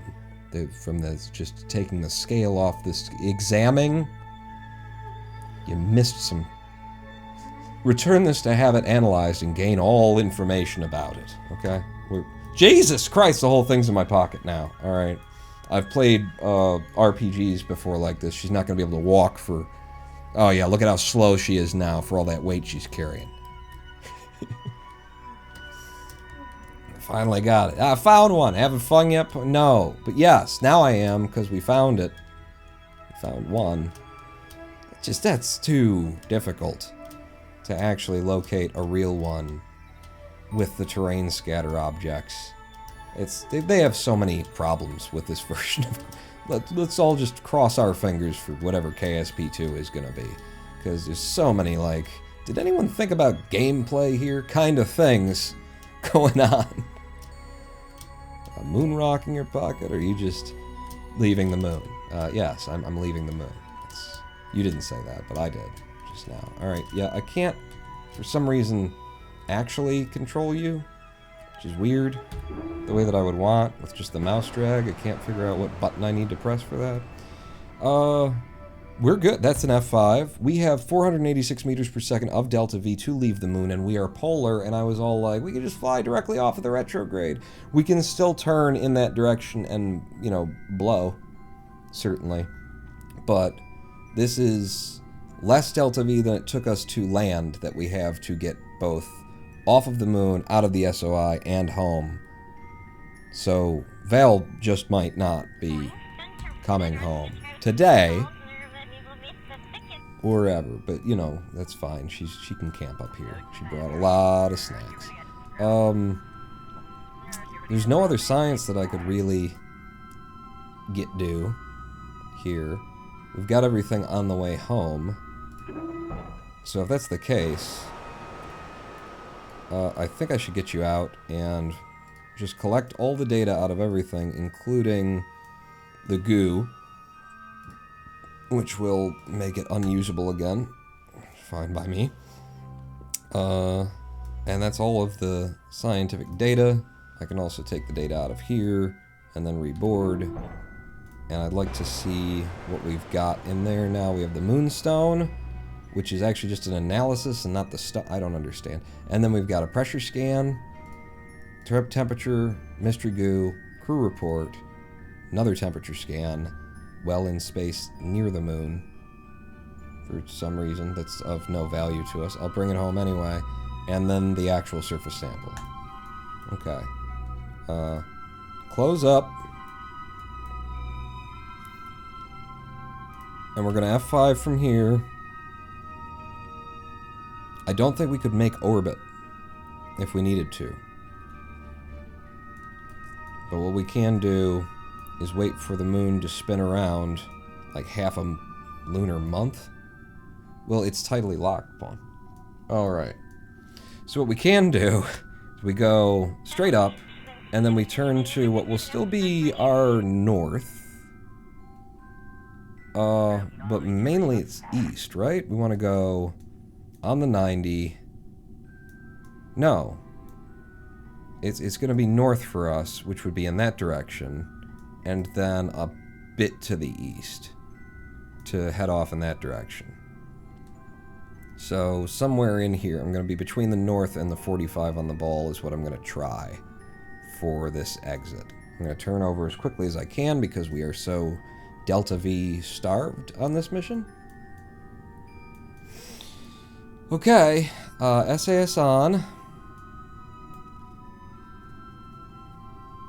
And I guess it's time to go.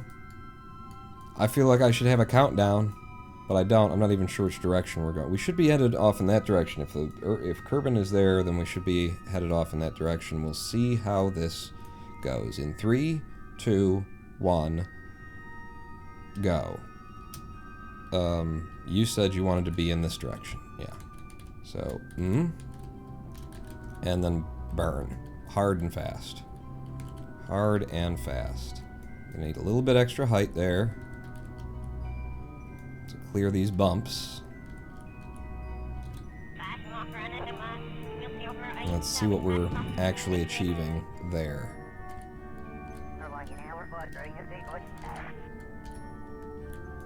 So if we went for it again, we'd actually want to be more 90-ish in order to exit on the best possible line. And we are completely out of liquid fuel and got nowhere.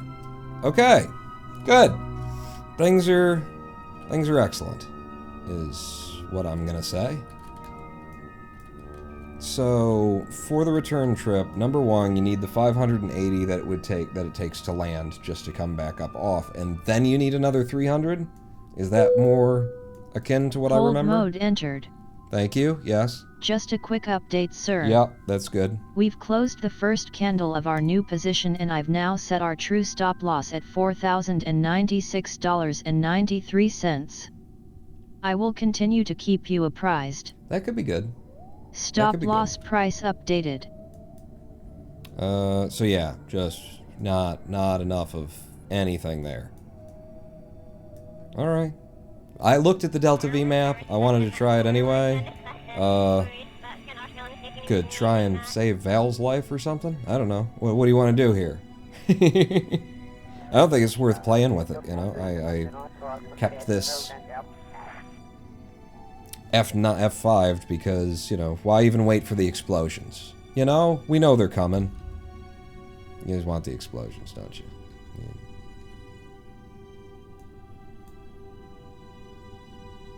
And I'm gonna try and get Val out so that she doesn't have to explode.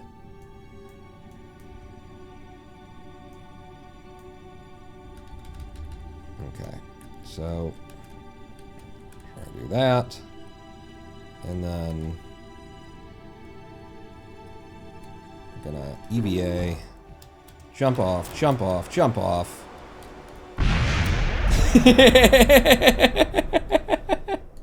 Hey, another rock! No.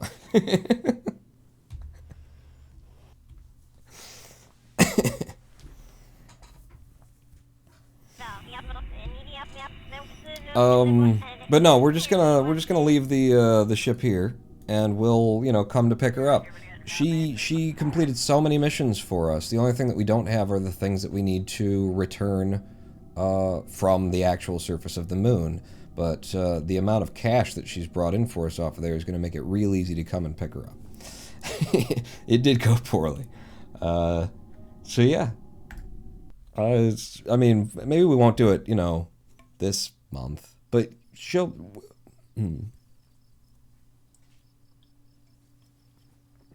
Back to the Space Center, we're half millionaires right there, and our big problem lately has been VAB being limited to 30 parts. With the first tier upgrade of that and the first tier upgrade of the launch pad, we can now... It's going to be a long time before there's something more than I want out of the VAB and the launch pad. So, well ahead of the game. Huge benefit to everything that we just did there. We have lost a pilot on the surface of the moon. But we'll just build a tourist thing that has an extra seat, and we'll take tourists to the moon and then bring Val back. Or something, maybe, is an idea. No solar panels yet? With the science that we've got, now we can definitely buy into solar panels. If we didn't already have them and I've just been ignoring. It's entirely possible, Crispy Critter, that I'm just, a get. But we've been here for an hour and a half. We made, I think, like 1.2, 1.3 million Kerbucks. Spent them all. And still, just have the kind of money that you'd want to be able to feel comfortable running a space center. I think the moderate game is the best balanced in terms of money, for me, anyway, for my gameplay style. But what we're going to do then is we're going to have ourselves a 7-minute live stream break. I'll run an ad so that you don't have to see one of those randomly at some point throughout the stream. And yeah, when we come back, figure out what the next mission is. We don't have to be in a hurry to go get Val. She's fine, but maybe that's the next mission. Maybe it isn't. You guys think about it. Tell me what you want to see, and meet me back here in 7 minutes after a pee and grabbing a drink, and we will carry on Pawn Not Out. Pawn Not with the... I do so much work to get the time.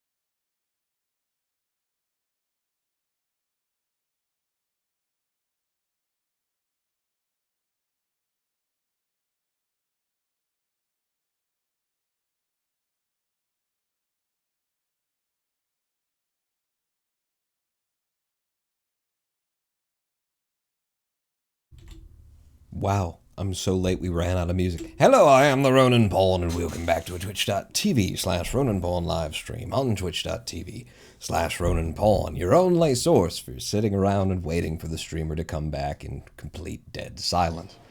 There we go. A little bit of background.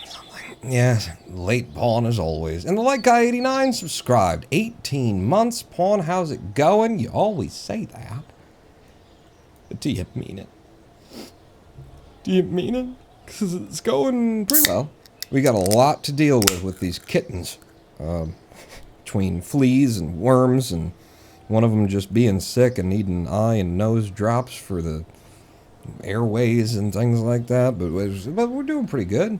I think we probably want to like write it all down because it's going to be hard to But, yeah. You got kittens. I got kittens. I had kittens. I saw that Donald Trump was starting a social media platform, and I had kittens.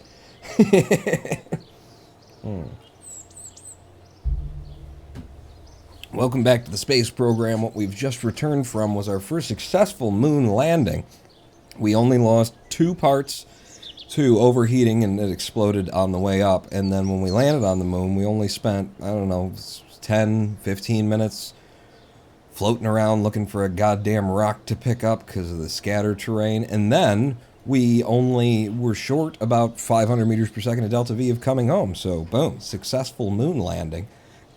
So successful, we've been able to upgrade to the first opening upgrade tier of the VAB, and still have over 100, well, almost 200,000 bucks in our pockets, with 341.5 science in our pockets as well. So what do we want from this here tech tree?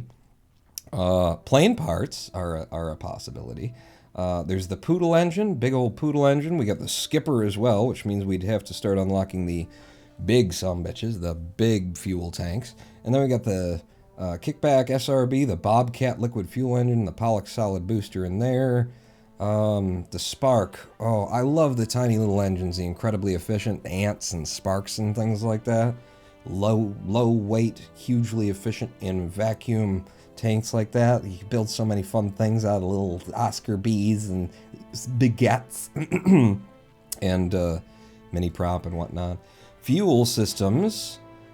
So here's a part of the game that I really haven't interacted with. We've got a stranded ship on the moon right now, and I know that Kerbals can, you know, get out and carry parts and deploy things and everything in the base stock game now without any mods. Can you do a thing like attach a fuel valve to a stranded ship? You know, could I send a Kerbal up with a fuel valve in their backpack, and then the engineer gets out and so forth and so on, etc.? Is that a thing, or is that still something that is resigned exclusively to the modding community? Thank you so much again, Light Guy 89, though, for a year and a half worth of subscriptions. Pawn, I has an idea. Start working towards a nice big space shuttle. Carry stranded ships all the way back home. What, we're planning for stranded ships now? Kind of fair enough, the way that I do things. But that'd be the big fuel tanks to go along with the other things, and then we've got fairings. Fairings. Those are worth getting into. Aerodynamics for mainly plane things, but not entirely. And then some real landing legs, not just little toothpicks. Big old parachutes, gear, bigger heat shields. More SAS here, as well as the lander can, which is like the little ping pong balls that they give you, except for it works. Except for it works. Aerodynamic properties that aren't fucking ridiculous. You can do it, just has to be an engineer. You can do it? You could attach the parts like that to a so that I could like attach a fuel and then move a... Probably the engineer would have to be upgraded, huh? Do fairings, yes. I think so as well. Pawn, I got stoner energy going into this. You're gonna need a cargo hold and a robot arm, and you're gonna need loads of shielding for re-entry. There's storage containers to put the parts in. We'd have to buy into those somewhere, I suppose. And there it is, right? The cargo storage unit. Because I have played with, like, deploying things on the surface. EVA repair kit. Tape tools, widgets, and other knickknacks to allow intrepid Kerbals to effect repairs on broken parts that may have suffered unplanned disassembly. Well, it's not so much broken. We'd want to attach something. Small storage container built with good aerodynamics for small core storage needs or a snack supply. Interesting. Work lamp. Ooh, oh, those look so much better than the base game's lamps. Oh, those are cool. Romance, and then experiment control station. Experiments kit. That's one of the things, like, you drop on the surface with a solar panel and something else, and then you can do continuous research or something. Docking ports. Don't have one on the other ship, so we can't transfer fuel that way. And there's our solar panels. Thermal control, dome light. Oh, these are good too. I like their lights a lot better than the base game. And there's the base game. Photovoltaic panel. That's the thing that you need to power all that surface stuff. So we've definitely said we want fairings. So we're going to buy into that. Geez, this is expensive stuff too. 90.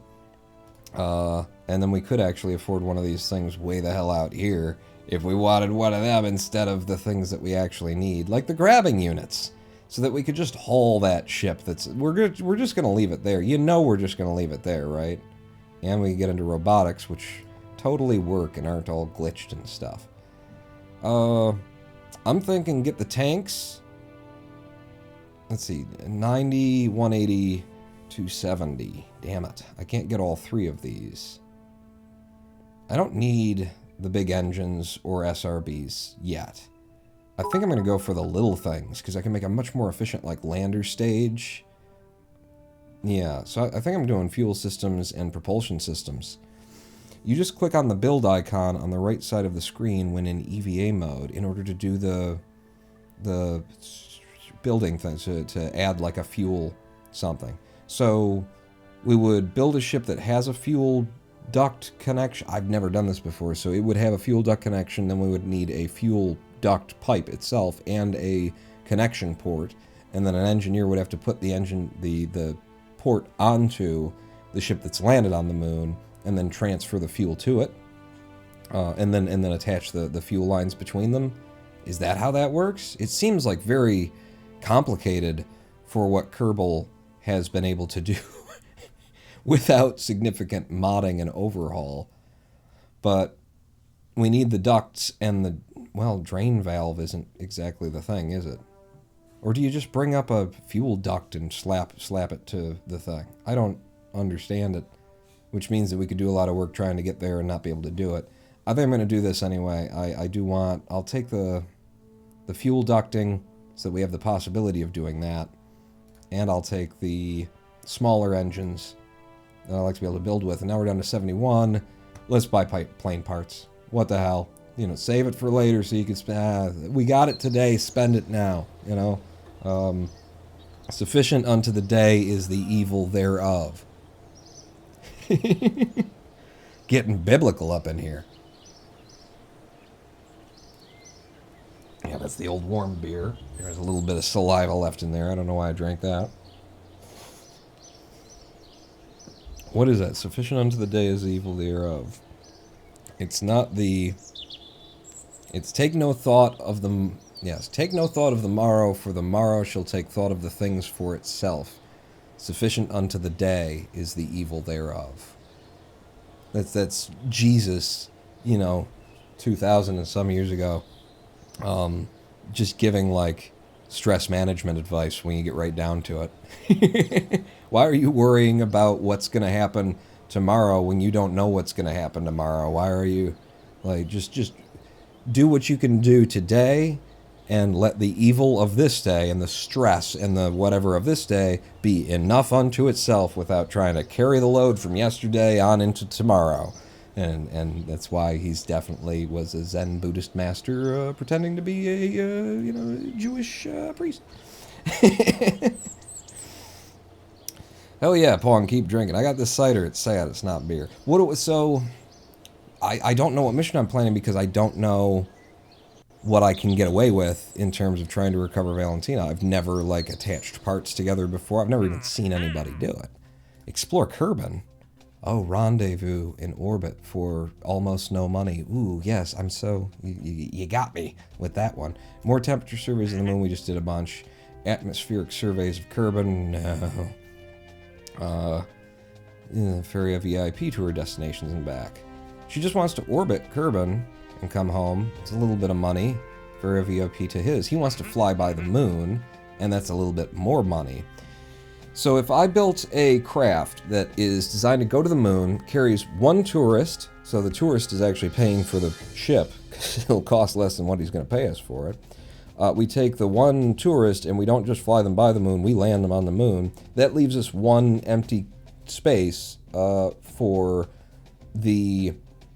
Valentina to be able to get aboard. She can grab all of the things that we got from the moon's north crater out of the ship, bring them aboard, and then we could go home leaving that ship behind if that's the way that that's going to go. That's something that I know how to do to some extent. I've done something like it before, probably. The idea of actually refueling a landed ship on the moon that was not built to be able to be refueled without a docking port, I have no idea that that's... I've never seen it. I've never seen it outside of a modded Kerbal installation, so I don't know. So yeah, I'm thinking we take this individual who wants to fly by the moon and give him a bonus pack, and he'll pay for the ship. And that's really all we would do, and we're just picking up Val and bringing her home. That's what I'm going for right now. And that will clear out all 3 of these contracts if we can do it and get us all the rewards for that. So it's very much worth it, worth our time in monies. Now we just got to build a ship that, you know, can land the moon and come off it this time, though. What if we did that? So back to the Mighty Moon Mark III, which is mighty because there were so many things that it might be able to do. Some of them it wasn't. Didn't quite have enough Delta V, but that's because we were limited on our parts count. Now we can have up to 255, so long as we don't go over 140 tons of mass. Which means... what? I don't know. We got to a nice place in terms of Kerbal orbit with this stage, even flying it poorly as I did. If it just had a little bit more Delta V, I'd be even happier with it. So we could just tack on extra little one of you, and then like that, I'll drop you into your own stage. Wait, no, wrong way around. I'll drop you into your own stage, and then we see that we've got... Let's do this properly. I wasn't doing this properly before. I realized while watching back the first live stream, my first one back to Kerbal, how improperly I was doing it. So this is sea level, altitude of 0 kilometers, and we'll get 851 meters per second of Delta V out of these guys. The TWR would need to be adjusted because now we've got a little bit more weight to carry, and we will have more weight to carry, so it's kind of a waste of our time. But I just want to go through the motions here to remind myself, this is how you do it, Git. So we'll set the TWR to about there. 851 meters per second out of that. Now, if we assume that we're dropping that at about like 12K, 11, 12K, something like that, then we add to that 800 and whatever meters per second, this 2020, and now we've got, you know, 3,000 meters per second of Delta V. Not quite enough to make a proper orbit of Kerbal according to our Delta V map, which says we need 3,400 to get from Kerbal into orbit of it. But we can finish off the rest of that with what's up here if we desperately desired to do so, which we don't have to, so F it. Hardcore careers is Rodbotic? No, actually this is moderate. I decided to go with moderate, and I'm liking it. Germasian cheering 10, with building you are limited to what a Kerbal can carry by weight. Want to move a bigger item, gather more Kerbals around the Kerbal lifting, and the Kerbal can carry something heavier. Good God, that's so many systems that they just didn't have that I have trouble believing they could get working well. Sorry. But yeah, kind of. The SRBs at 800 meters per second of Delta V, it's not unreasonable. We flew more straight up than we did last time. what can I get away with if I increase the liquid fuel stage by that?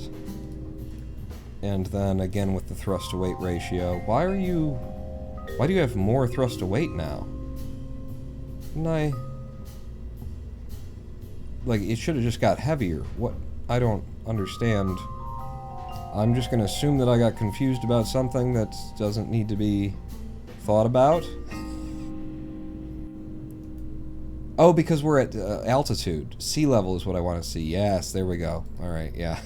See, I know when I'm doing something wrong. It's just whether or not I figure out why is whether or not the Kerbals come home or not. So it's still just 832 meters per second, but now we would have, at altitude, 2,370. So now we're up to more like 3,200 delta V there. In vacuum, which is where this guy would be kicking off, he'd have 2,695. We go back to our delta V map and see that from orbit, which we wouldn't quite have, we need 860, 310, so we need 1,100, 1,200, plus U, let's say 1,800 just to land the moon, and really we should probably just assume that it's 2,000, and then we need another 600 to 800 to come home, so we want to say like 2,800 delta V in the lander stage total, and we're looking at 2,700 delta V. It would again be tight, but I'm an idiot, but this is not at all the ship that we would be taking. I think we can lose pretty much all of the science, you know? We've already gotten the science for the place that we're going and landing and everything around the moon that we're going to, you know, want to get on this mission, so we could jettison the science here. It'd be nice to have an extra battery.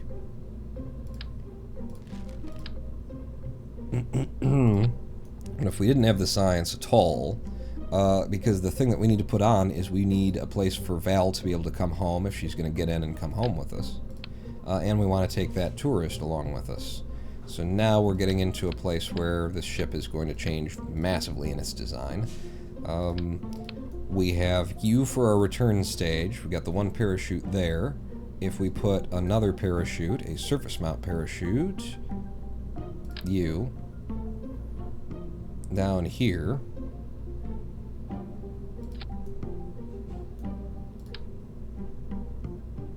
this has worked out fine in the past, and in fact when we were taking 4 passengers, so 2 of these crew cabins up, and we were able to do this without significant problems. It wasn't the smoothest of landings, but it happened, and it was fine. That would allow us to get 3 Kerbals into the craft and bring them home.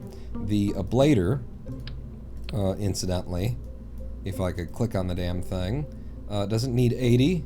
I'm going to set it down to 60. That saves a touch of weight for us as well. The strength of 10 Kerbals plus 2. And his heart grew 13.78 sizes that day. So we've definitely added weight to what we're doing here. I bought into some nice tiny little engines like the Spark and the Ant. It's not a lot to be bringing to the moon, necessarily, but I do want to look into it. So if I pull you off and get rid of that engine and bring you in, it's another problem is that it's not the right size. Can it be sized? Compact tail.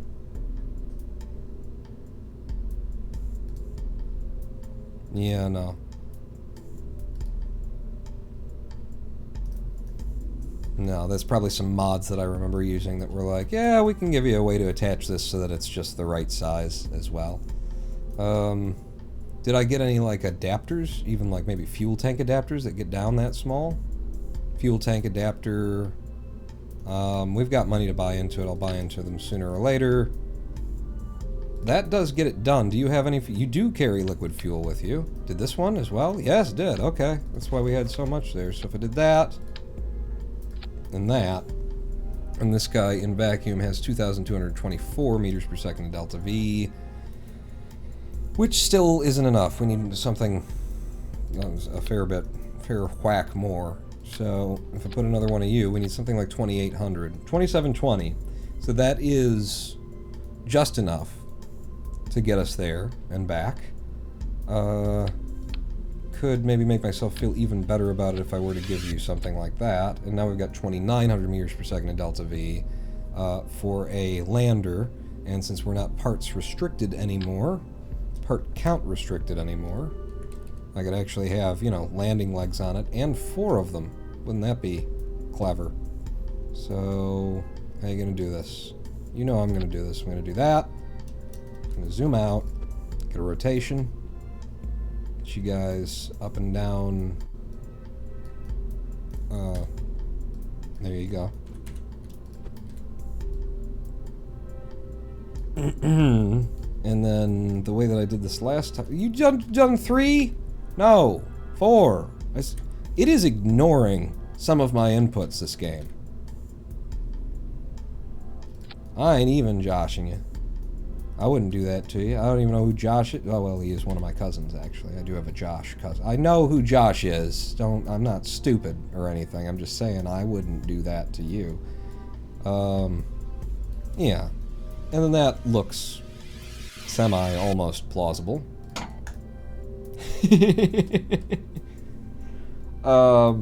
We do have fairings now, so we could pin all that underneath a fairing, and that gives us just shy of 2,900 meters per second. We're looking at 2,868. Would be good to have a antenna on this if it's going to the moon, and I just feel like it's less cheesy on the gameplay if you use the part that is a surface mount that looks like it's supposed to be on the surface like that. 3-legged stool wobbles less than a 4-legged stool? What do you mean? And so from underneath here we do have fairings now. This thing is getting heavy, so it's going to be a whole nother kind of a deal. We'll go for the 1.25, buy me into those, and this is going to need like a little bit of an extension, which is going to be the interstage nodes on. I think there, probably. Oh, I love the look of it. Already I'm loving the look of it. No, that's... okay, but I wanted to attach it.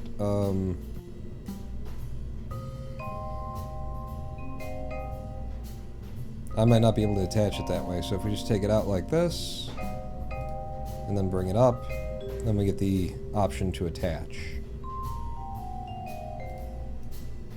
That looks good. Oh yeah. Ah yeah, I'm digging it. I'm digging it so far. Except for that to attach, or to detach rather, you're gonna need a decoupler of the correct size. Tell me I've got one of those. With the TD12. We don't have a decoupler of the correct size. Is that right? Size 1.5 decoupler. You cost more. TD18. Like, it's more mass, so the TD12, if that isn't it, then these aren't it. TD12 stacked separator, that's for the 1.2 meter, right? So I would need a TD6 or something like that we don't have. Son of a bitch. So what we'll have to do is just use a TD12, and then it doesn't actually have the spacing between it and the legs that we'd want. Fucking brilliant.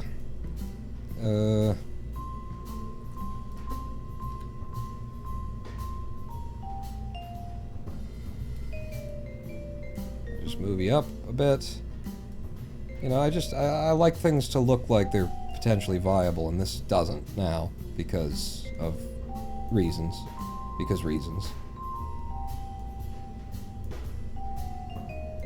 But I'll go with it.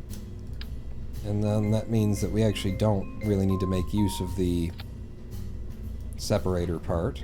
Let's delete the fairing, build the fairing. Oh, I liked it. Look, it looked so much better before, if I'm earnest.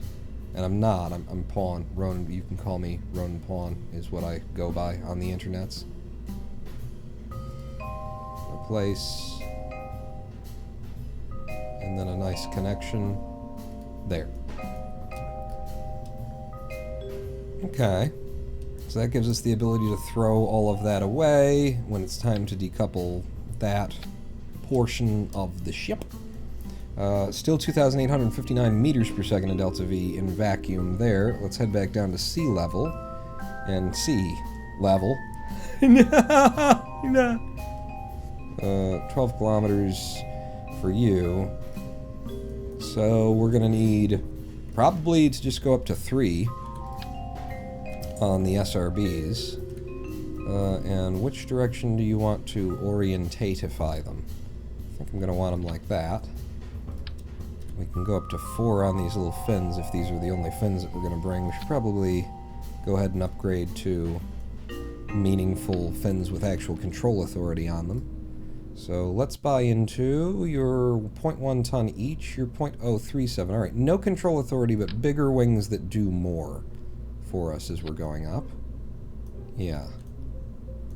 I don't want to add all that extra weight. So now with 3 SRBs, we're back up to almost 1,000 meters per second delta V at sea level where we'll be firing them. What's the TWR on 3 of them right now? 1.5. TWR on the engine that's supposed to push all of this all by itself is just barely positive, so that's an issue.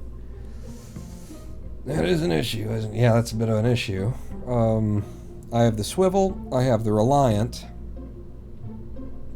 and I have thuds.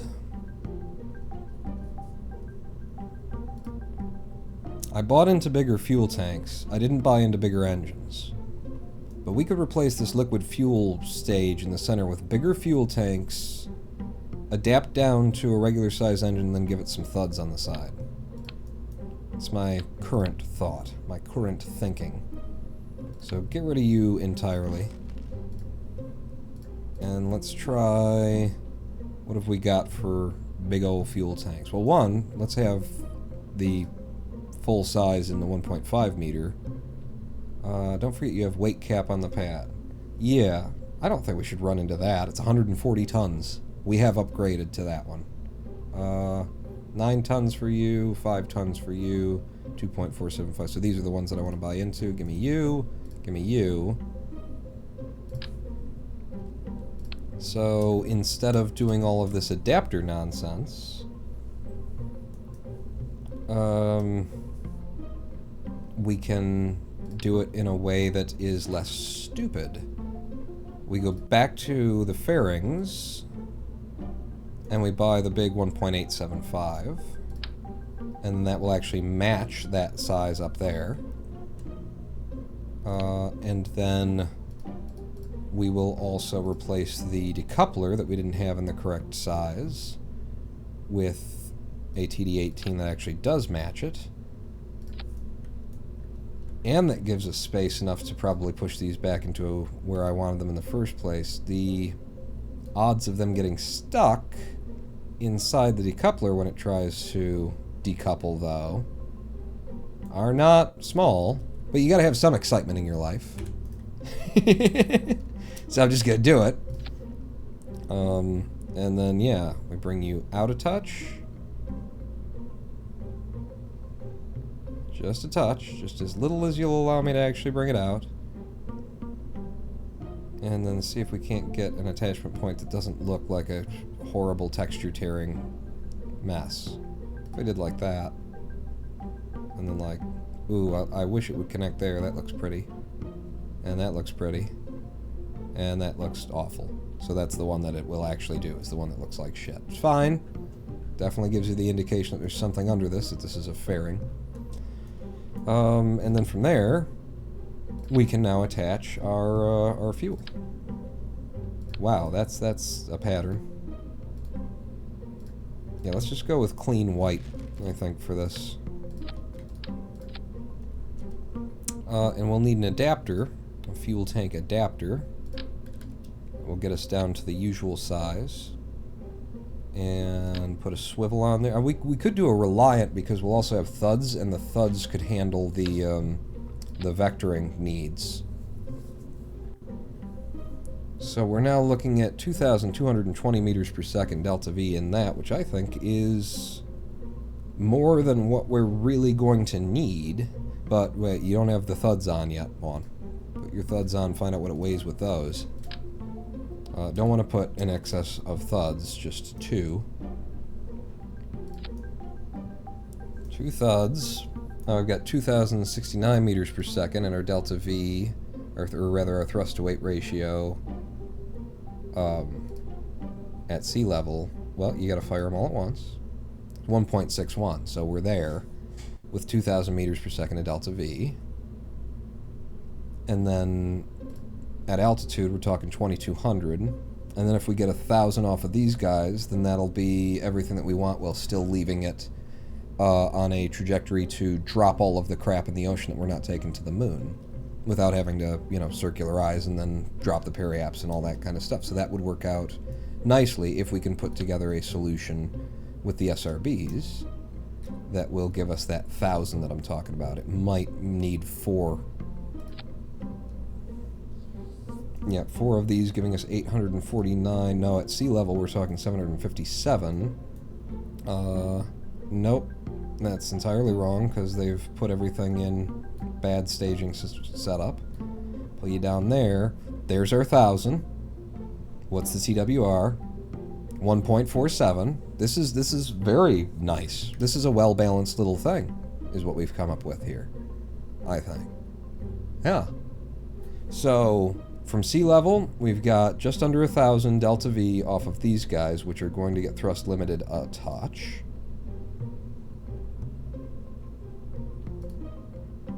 Let's say down to a 1.34, I guess. And then we drop those and switch over to you, which leaves us with, at altitude, if we're dropping them at about 12K or something, which might be even higher, then we've got 2,279 meters per second, so 1,000 plus the 2,200, we're talking 3,200, and we're looking at, on the delta V map, we would want 3,400 to make orbit, which means that we won't have a pure orbit yet. So when we break off the actual ship that's going to the moon, everything falls into the ocean, Bob's your uncle, and then we're going to the moon with 2,859 meters per second, which seems to be about what you would need to both land and return from the moon. And we're bringing 1 passenger with an extra seat for our stranded pilot to jump on and come home with. I like it. Let's look at the staging. So we've got the SRBs firing off the pad, and then we're firing up all of the liquid fuel engines together. We probably want to go ahead and fire the swivel alongside these guys, just to give us a little bit extra control authority, and then we'll kick on with the thuds as needed. And then we're breaking off the fairing, popping the fairing, and then switching to the lander stage. It's all of the stages once we're in orbit. The everything stage other than getting there, getting up. Break that off at the same time as we fire those engines. Fairing, and then those, and then when we're coming home we break those off, and then we got these 2 parachutes to return. Okay, let's have some, like, fins or something. Because I did have those on before, and now I don't, and wouldn't it be nice to have a couple of fins to give us some kind of drag profile in the rear. I can only fit 2 with the way that I've placed the engines.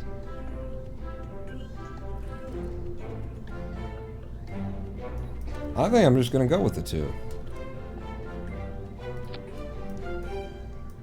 And then maybe what I'm doing is taking the stage down here and twisting it. Why are you twisting everything above it? Oh, because I've selected everything. Sorry. No, I meant to take you off, rotate you, and then the fins are lateral when we're going up. You know, they're flat with the horizon if we turned down to the horizon. How are you going to make it to space with more than N2 stages? N to the power of 2? I don't know. This? Yeah, that seems to work for me. The math looks plausible. Anyway. 7. The mighty moon, this would be the probable, not probably, probable moon, Mark 1.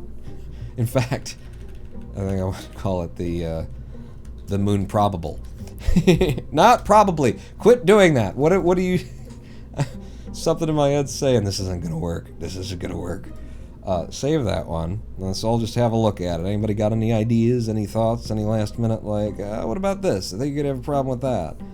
This decoupler is way over strength for what it's supposed to have to do, but I don't want to turn it down because we kind of got the landing legs are in a place where I could totally see it part merging, crackening on us when it tries to decouple. Yeah.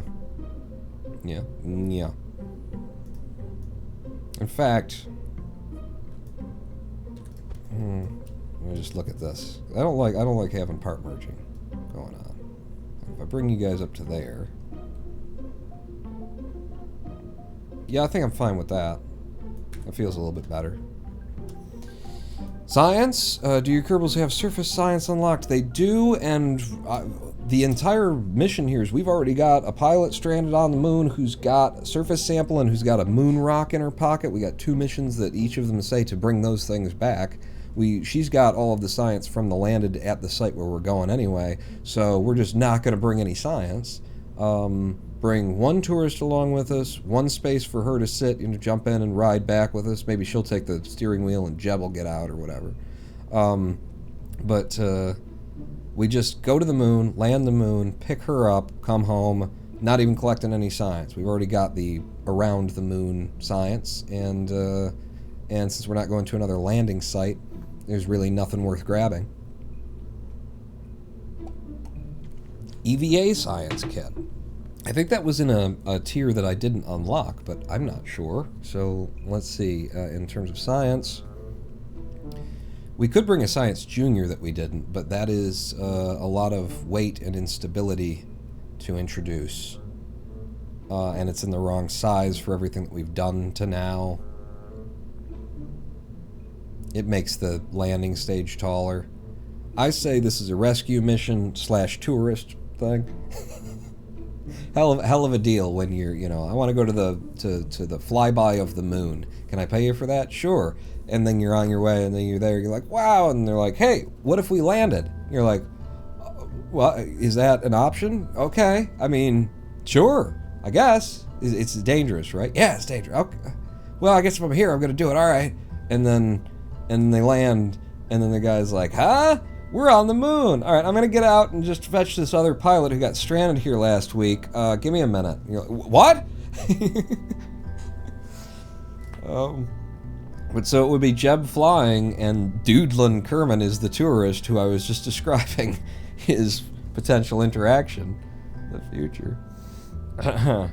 EVA science. Battery. Battery is a good call. Do I have anything that's not the friggin' surface mount crap battery? We do now have space for batteries on the lander down here. Don't want to go crazy on them, so I'll just put in 8. I might put in 4, just so that they tuck nicely between the landing legs, right? They should, yeah. Make it look cool. And they're not that big of a weight component to anything. Yeah. Yeah? Yeah. Alright. Extra batteries under the fairings. No aerodynamic drag. I'm good. I think I'm good with this. The one thing that I could do is get rid of this antenna and put an antenna that comes out of our buttocks under there as well. I'm going to leave that antenna. I like it. I like it on these pieces like that. Any other objections to launching this? For an extra $50, you may get to see a corpse.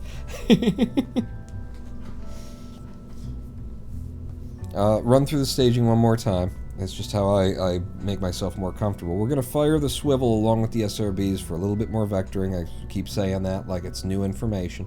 And then we're going to break off the SRBs at the same time as we open up the thuds. that are going to give us a lot more vectoring control and are going to give us the TWR that we're going to need to carry on going up. The TWRs here are not actually what they are. Because of that, we're not going to run the liquid fuel at its full potential. So TWR off the pad is going to be more like 1.35 to 1.4. We'll run the liquid fuel just a little bit next to it. And then we drop the SRBs, switch the thuds on. This should take us all the way to orbit. Then we drop the fairing separately, not to orbit, near orbit. Drop the fairing, switch into this guy, dropping all of this behind into the ocean, and then we are on our way to the moon with 2,800 meters per second in this lander transfer everything stage. I think I'm ready to go for it. I'm putting it out on the pad. And it's going to sit nicely there too, isn't it? You know what? Lower the SRBs a little bit so it actually is resting on them. Yeah, that's what you want. Didn't need you. Well, we got 2 of them on there. Let's see if this works.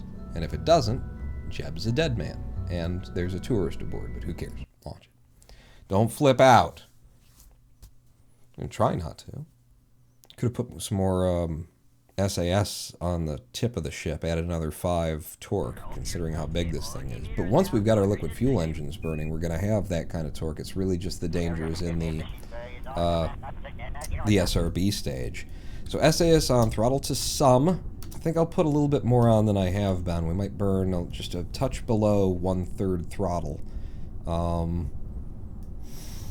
Jeb and Doodlin Kerman are aboard. Our missions are recover stranded Kerbal Valentina on the surface of the moon, with which she will have in her pockets the moonstone that we're bringing back. She'll also have the science data from the surface of the moon, having collected things and whatnot, all of it.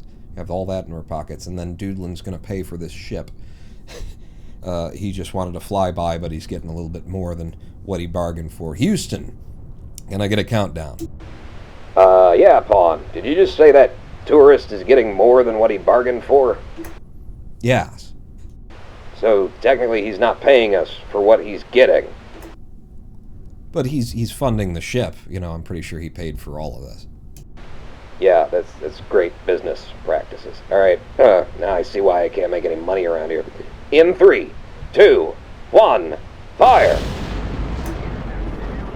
We're up and away, and I might actually come back off of that liquid fuel just a touch, because that seemed to come up very nicely and rather quickly. I am going to keep us vertical for a little bit longer than he says that just as soon as he starts actually trying to pull it down. Wow, we have no control authority here. Oh wow, the SAS is just not... It might as well not be there. Yep, you would need more liquid engines to have more control. So I'm going to keep it a little bit extra vertical, is what I said. And that's true. That's definitely the truth. Wow. Wow. Alright, so we're up to 5K. No, this is fine, actually. As long as I don't lose the prograde somehow. Fine so far. I am resisting it, trying to pull toward the 90. And we're getting up to about 9K as the solid fuel is about to go. I'm going full fuel there. I'm dropping all those. And now we've got vectoring and authority. Holy shit, that was an explosion and a half. Now we got some friggin' control authority. And I need to start bouncing us down the ball because we're already to 16 kilometers. Just don't want to pull too hard and get the ship flipping on us. But this feels very stable. Highly... Okay. Less so when you get that far outside the prograde bubble. I might pull the throttle back a little bit so we're not generating quite as much go-y-uppy. Bring up my maneuver mode because, yeah, our apoapsis is already in space. It's not already in space, but it's getting there. Too fast. That was a horrible ascent, is what we could call that. If I turn completely down now and burn actually kind of below the horizon, we are at the 72K apoapsis. Go to full throttle, and I can blow this out a little bit as we're coming up completely flatly against the atmosphere. Just holding that at 72K by nosing down the apoaps over here as we go up, and just burning. It's very nice. Very nice. Wow. Weird way to come up, but I'm not opposed to it or anything. 72.9, 73, still burning below the horizon. Almost out of fuel here. So, don't want to go too far. There we go. And we're out. We managed to make 1,880 meters per second worth of speed off of that. I'm going to kill the engines. And I'm going to drop all of that while we're still in Atmo to reduce drag. That's not how that worked. Now we've opened the fairings and have more drag. Now that's how that worked. And it pulled away correctly. So that's first thing that went correct here. Not bad on the speed. Would have liked to see more. See how much... I mean, our periapsis is still negative 282,000 in the planet. I hate to be wondering right now whether or not we're going to be leaving so much delta V back at Kerman that we're going to want it later when we're trying to get home to Kerman. But let's carry on, finish off this circularization and see where we stand. Warp up a touch toward the apoapse here. Right on that, give me stability assist. Touch above, start burning. Okay, a lot above to try and hold that apoapse out. Yeah, apoapse falling behind us. I'm having to pull pretty far up the ball on this tiny little... it's because you're not using what you had before. The Terrier? Now we're using the Spark. Far more efficient, but not a lot of TWR to get things done with. Periapse is barely moving over time. Wow, I should have started that burn a lot earlier.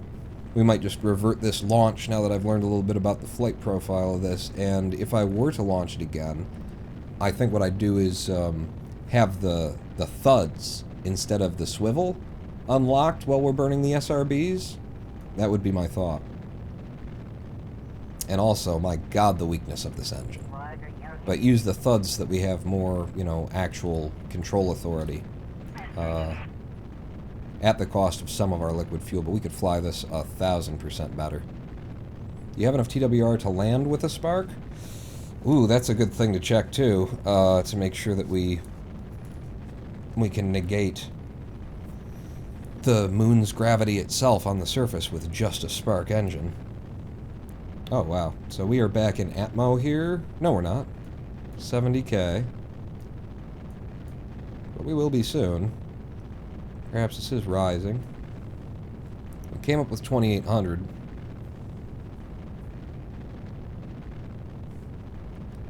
We are now in Atmo again. Trying to just drag that apoapse back up toward us, which is why I'm burning so high. It's just all very inefficient, because trying to make a little bit of height here, you know, would be better spent making speed.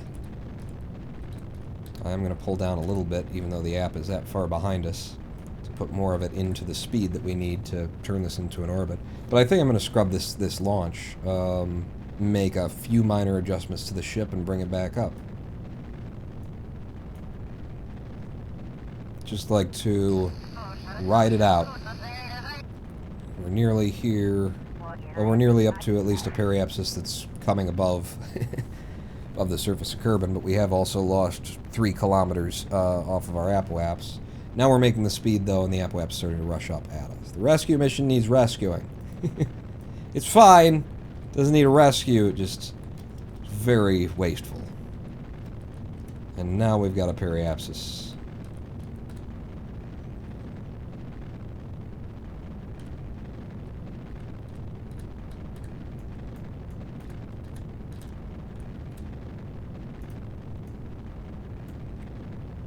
And we still don't have a circularization because our periapse is still not... We're actually in atmosphere right here.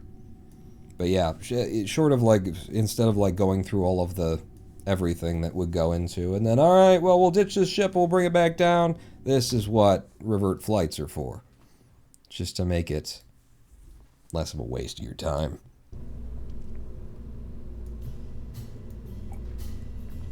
So, I said a number of things. Does anyone remember any of them? Because I sure don't.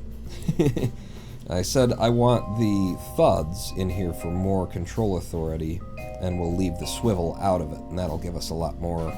They have way better vectoring on the thuds. And what else do we say? The way that we came up, we're concerned about this engine being able to carry the TWR on the moon all by itself. So if we just do vacuum, well, if we go to the moon, and then we see that this guy alone has 1.69 TWR pushing this craft at the moon. So should be fine. Should be fine. Should just put that back where it was. Throw you away. What else did we have? Anything else? Pawn, do you have struts yet? Do I have struts yet? That would be under structural? I do. I didn't see that we were like shimming or shaking or anything like that. I think we're fine for the struts, you know, or for our stability right now.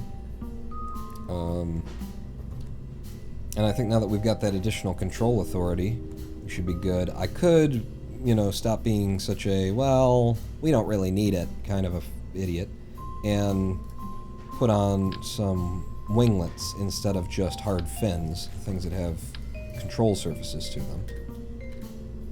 Two of you. Down there.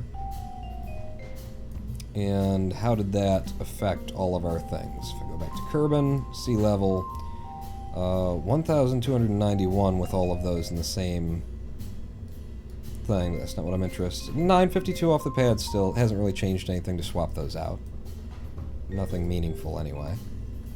It is still a tight build on this ship. We would be doing ourselves a favor to add a little bit more liquid fuel to this guy.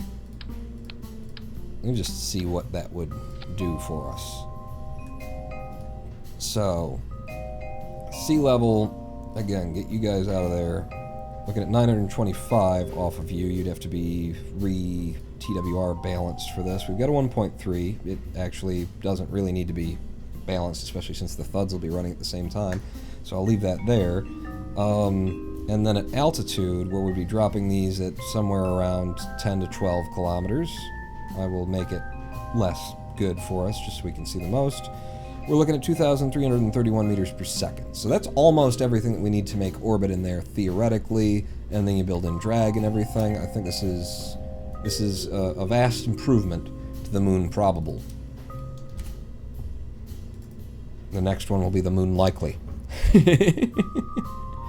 But, yeah, I think I'm happy with that. I wanted the thuds in the SRB, and then over to you, and we drop those, and the fairing comes off, and then doodly-doodly-doo. So, save that craft as the Mark II. Suggestion, move the SRBs so that the decoupler is near the top of the boosters, then strut the bottoms to the center stage. You do that, you get a Korolev cross when you destage, and don't risk the spent boosters smashing your center stage.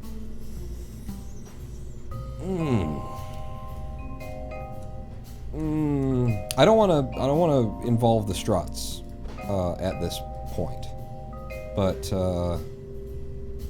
I do hear you in terms of getting them to break off in a way that they'll, you know, be p instead of just p and then boom kind of a thing. So I'll move the SRBs down a little bit lower so that they'll at least kick out before they come back together, if they're going to come back together.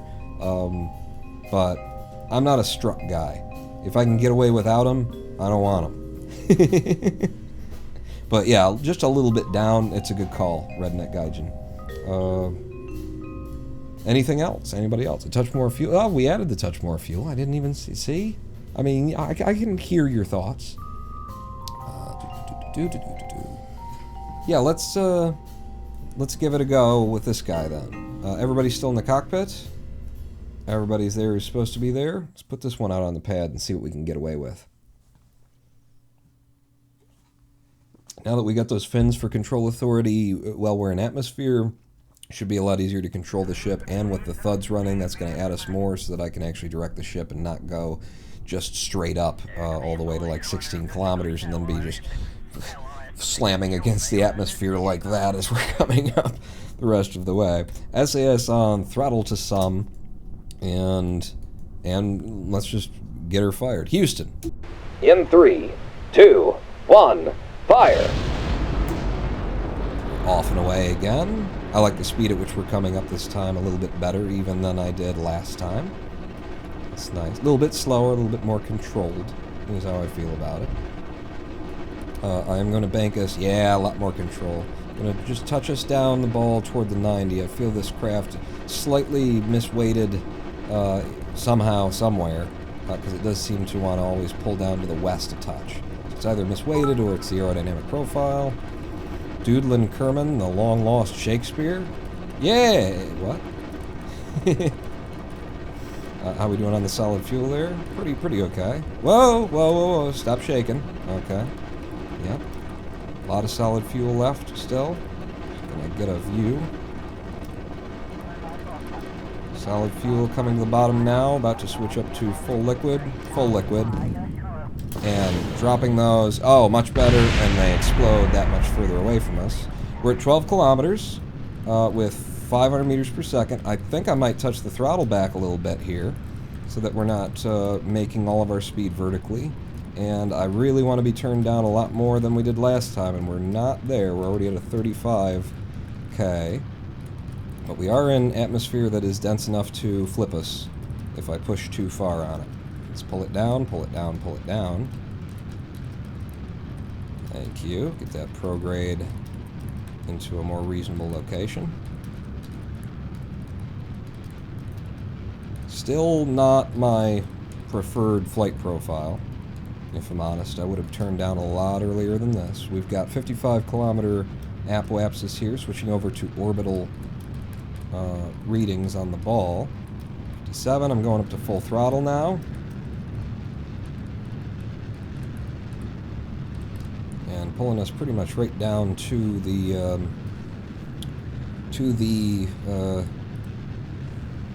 horizon. 63, 64, slow climb on the apoapsis as we're getting into this bottom third. I'm going to go right on the horizon now for this last little bit. We'll put it up to about 72, 73 kilometers, maybe 75. Maybe we'll go all the way to 75 with this. Especially since we got that little engine to try and burn out the rest of it with. 75, and I'm cutting the liquid fuel and following prograde for the rest of the way up just to minimize any slight amount of drag that we might still see from atmosphere here at 59 kilometers up, which would be not a lot. Much better flight. Not necessarily quite what I'd like to see, but we're in a much better position. Last time I think we still had 290,000 kilometers of the periaps just to lift out of the surface of the planet. We're sitting on 360 meters per second in delta V in the lifter stage right now, and we should end up a lot better off than we were last time. Let's make sure that we're doing this a bit ahead of the apoaps here, pushing that out a touch, because we're going to have this little engine once we're out of it.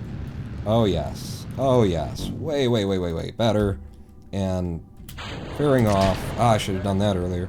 Dropping the stage, and now pushing out the rest of the circularization.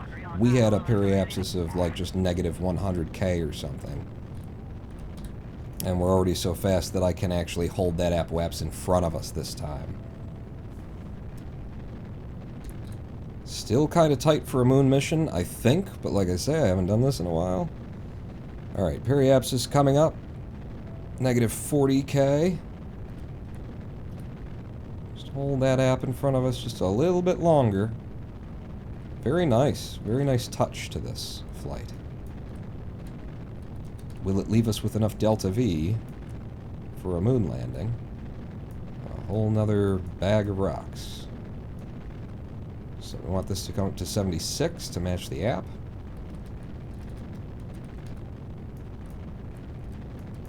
Just holding that app with us best as I can. Starting to run away on me.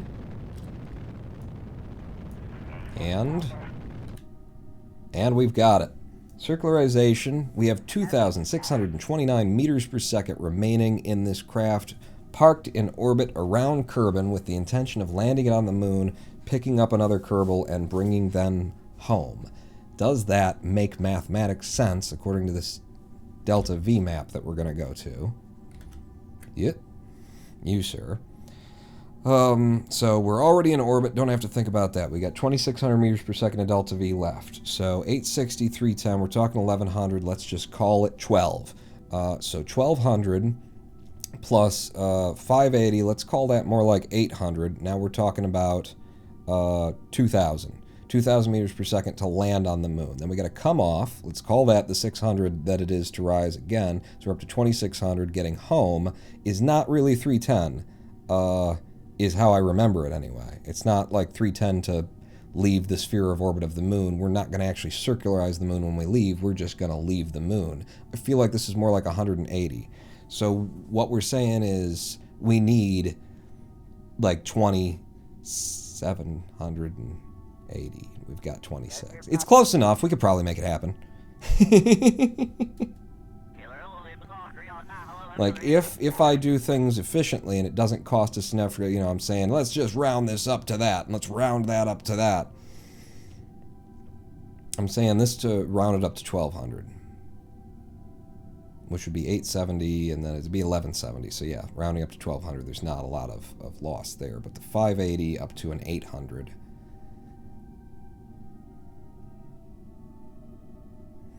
So 2,000... 2,600 to get back into orbit. And then, what do we got left to come home with? 29. Damn it, it's so damn close.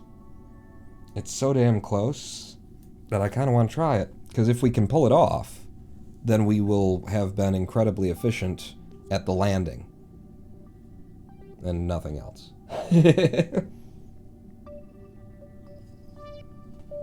You never get to actually revert, you just change dimensions, thus abandoning the crew. I saw that on the Marvel's What If, yeah. Also remember you need fuel to fine-tune your landing to save Val. Yeah, and that's why I was saying like 800 Delta V instead of the 590 for the landing at the moon.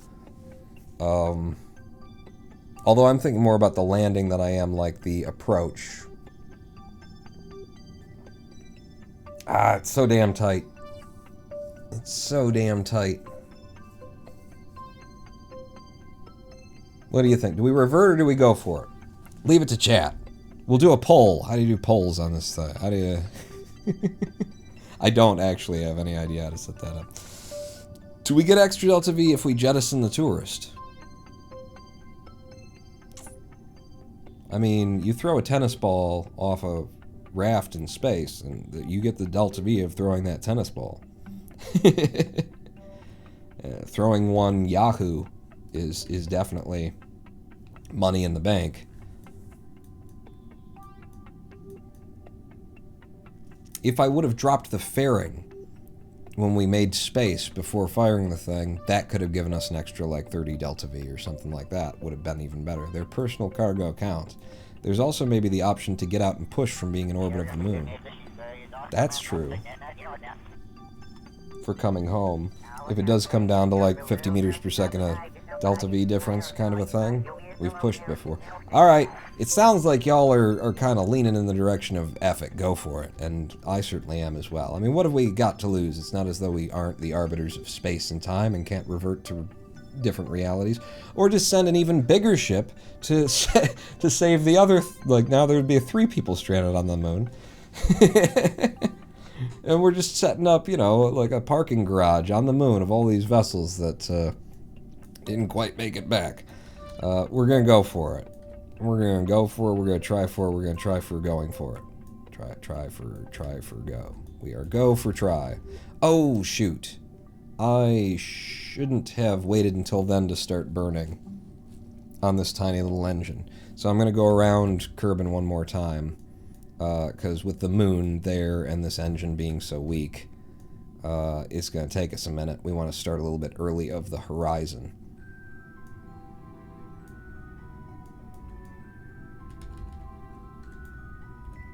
Yeah, let's try from like back here. Get on your prograde. We got lots of electric charge. Onto your prograde, and let's start a burn. Yeah, Doodlin is having a good time. Burn prograde from here. And this is supposed to take about 800 and something Delta V in order to get us a flyby of the moon.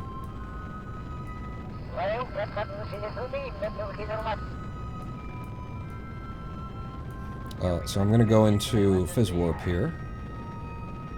Try and get this done today. 4 times Fizz Warp. Yeah, I might have wanted to start even earlier for that burn for moon. And it'll work out, it's just more of that delta V that we can't afford to lose. You go make popcorn? Yeah, that's a good thing to do with these long, low-powered burns. Gonna be a hell of a thing, too, once we're out there trying to reduce our speed to what we need to make that landing on the moon. It's not... With a weak little engine like this, it sure the hell ain't easy.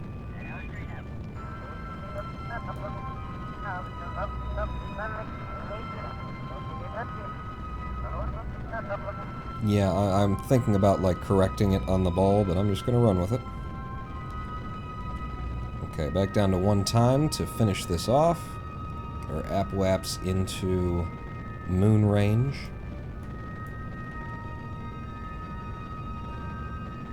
Get us a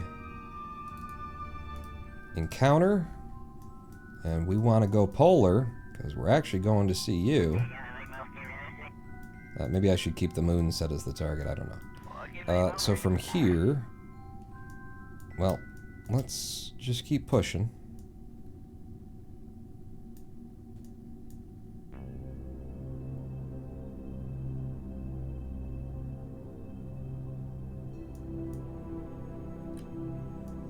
And then from there, I will twist for the moon when we're out here, is my thought. And F5 from here, we're at 1,755 meters per second. So I'll just manually warp us out to about the middle. And can I set myself a maneuver node somewhere along here? No? You don't like it? You're not a fan? What's your problem? Game. Yeah, give me a maneuver, drag it back to somewhere along there, and then pull me up. Pull me forward. Like to push over the top. What do I gotta do? And is this a massively inefficient place to do it at? The other question you might want to ask.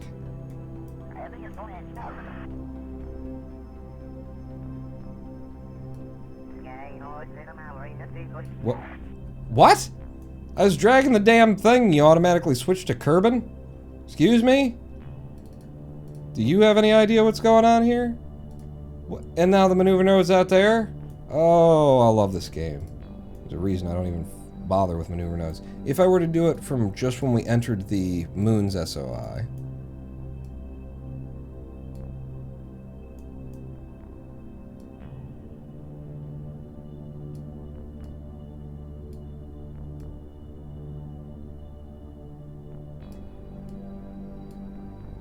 It's turning into like a 300 meter per second burn. No. No, sir. Ugh. Love the game. Loving it. Hello! Hello, game!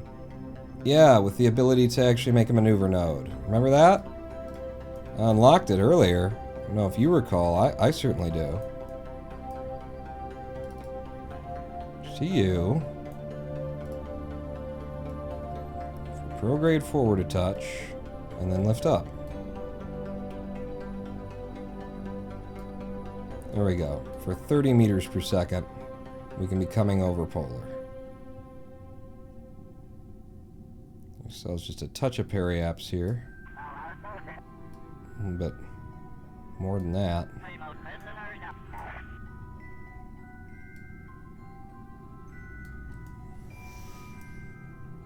Okay, I'm gonna go over to here where y'all can't really see and then try and control this thing. Give me that moon periapsis.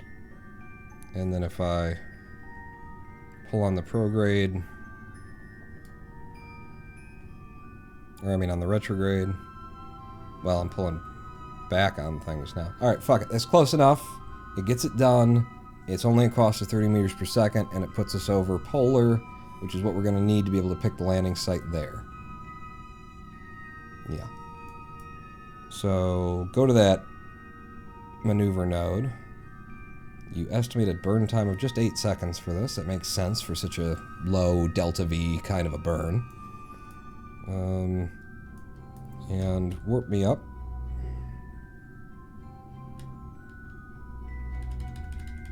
Alright. Oh, shoot. Well, you know, actually get on the place that you're going to burn. And looks like I'm going to be doing this halves 4 and 4. Burn now.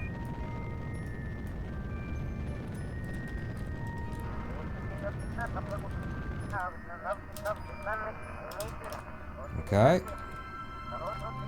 What have I got in a real periapse, though? Drop it. Holy crap, it was a perfect 0.0 that dropped us at exactly the right place. What a pilot I could be. Sometimes. Occasionally. Nailed that. Alright, so F5 from here, what are we looking at? We've got 1,723 meters per second of delta V remaining. We need to circularize the moon. Looking at that delta V map again, the cost of circularization about 310 from a 14-kilometer height anyway. Alright, well, we're committed, we're dedicated to it, we're in now. It is what it is, till it is what it isn't, and then it's not that anymore. And you know what? I might actually do this with a maneuver node because we're using such a not powerful engine. It would be nice to know when I should start burning it. So, get that near our periapse, pull on that retrograde until the app and peri flip. Like that. Move you a little bit closer to the periapse. Boy, I wish these numbers would just be up. And I think there's something in the settings that would allow me to have them just up all the time. I really don't feel as though I should have to click on it, though. Alright, so that's good. And it's a burn time of 1 minute 8 seconds. That's why I wanted that. Because, yeah. Right, so F5 from here. Warp me up to the moon now. Holy crap, that was a fast time warp. Where's the moon, then? Yeah. Okay. It's a 1 minute 8 seconds, so 68 seconds, so we'd want to burn full from 34. So that's what I'm going to plan to do here. And I will even F5 from here. I think we're good. Hope you land near Val. Yeah, that'd be good, wouldn't it? I mean, she can walk it. She can hike it. So 34 seconds is when we want to be burning full here. In 3, 2, 1, 0. Burning full on our target. The blue indicator that's under the yellow one so you can't actually see it. It's just incredibly great game design. Burning full, starting at 34 seconds so that we're doing half of the total burn time either side. We got 68 seconds total. We started at 34. It means by the time we're actually crossing the periapse, we'll be precisely halfway done, and that puts half our burn on one side, half our burn on the other, so that it all works out as though we had done it all in one moment at the exact point of the periapse. That app waps up. And we're just waiting for that to be something like a 1615K. I'm sure we're still on that target, as well as I can see it underneath the brilliant game design. Go ahead and switch to this view so I can see this a little bit cleaner. Little adjustment there. Keep us on the target. Another little adjustment. And we are in a nice circular orbit, polar, over the moon. We can land on Val at our leisure. So, we have 1,444 meters per second of delta V remaining in the tanks. We look here, we are in orbit right now, we've got that. We need 600 to get down, really we need 800 to get down of our 1,440. So, 14 minus 8 being 7.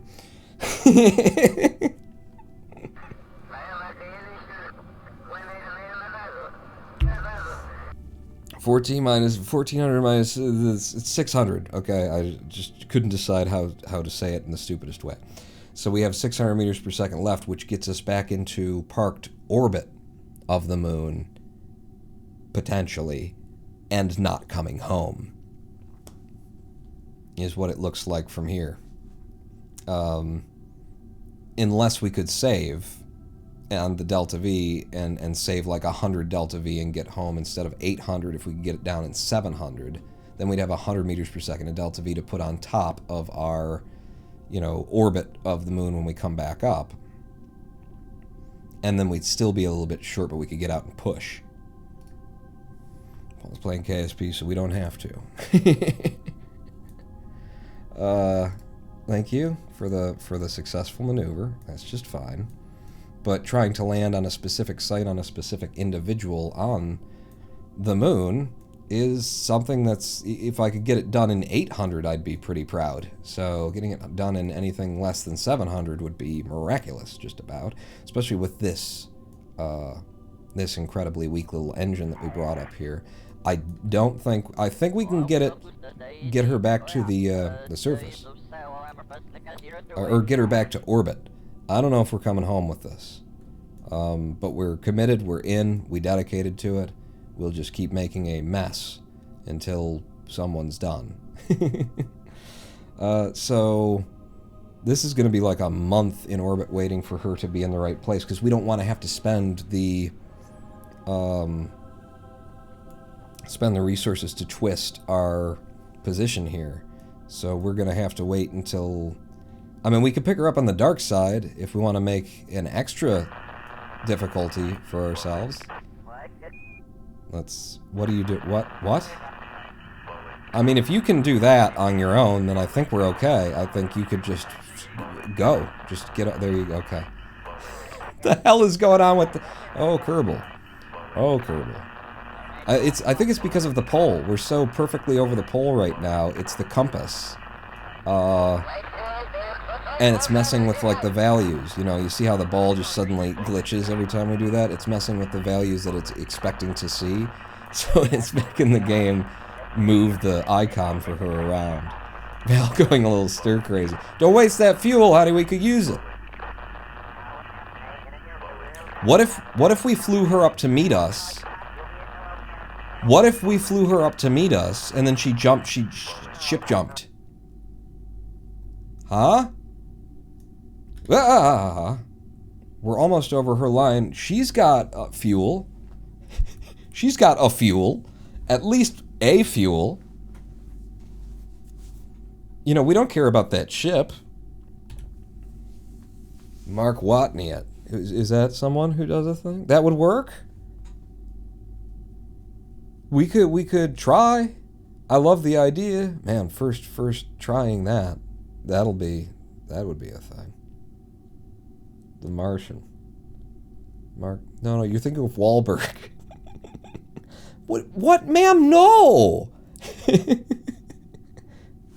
trees! I love the idea. The timing of it is insane. Which is part of why I love it. Tell you what we should do then. What should you do then? Let's get on our retrograde. In fact, okay, so we'll get on our retrograde before we do anything. We'll Alt 5, and we'll have a well, this is the second quick save. This is 2, and this is pre-doc.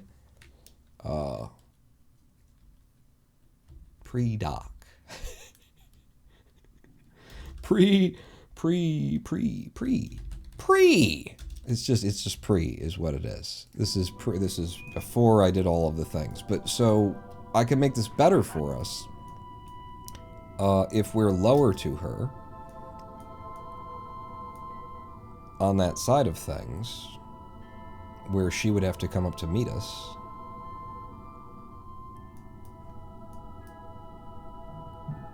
And I can safely put it down to about there, I think. Good place for the bottom of our periaps to be, too, if she's going to try and catch us going this way. And that is the direction we're going, yeah? Yeah. So then she'll be rising up there, and she can get as much arc as she can get, and as much speed as she can get to try and match us. I like this. I think we can do this. I think this is totally doable. Pre-dribbling everywhere. This flight operation will require skill and precision, both of which you lack. I have world record trophies in the game that mean that I don't have to have skill or precision, because I have the swagger. And that's just as good as knowing what you're doing. So we're switching crafts. Switch to the Mighty Moon Mark III. Hopefully it doesn't just explode, because that's a thing that happens in Kerbal after all these years. We are on the dark side. So now Val would be coming to us.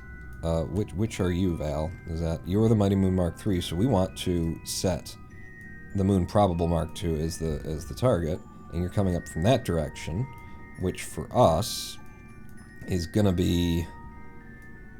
Is it just due south? It's pretty damn due south is what it looks like. It's hard when you're on the poles to figure out what direction you really need to go in, but it looks pretty damned due south. Okay, so no more warping, because the things that need to happen here, when she gets out, you don't have to do anything right now. She's got all of the data in here. She's got a moonstone, she's got our barometer, our thermometer, our mystery goo, a crew report, temperature scan from, not even bringing that, fuck that, and then a surface sample. She's got all of that in her pod. When she gets out to do the jump and transfer to the other ship, try and catch it with her jetpack, she's got to turn around and grab that out when we're there. But right now, it's looking like, yeah, we can, it's the 180 is where it is now?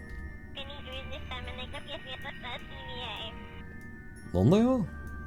Oh, well, yeah, because it's like, boom, right there, but we wanna be lifting off in the...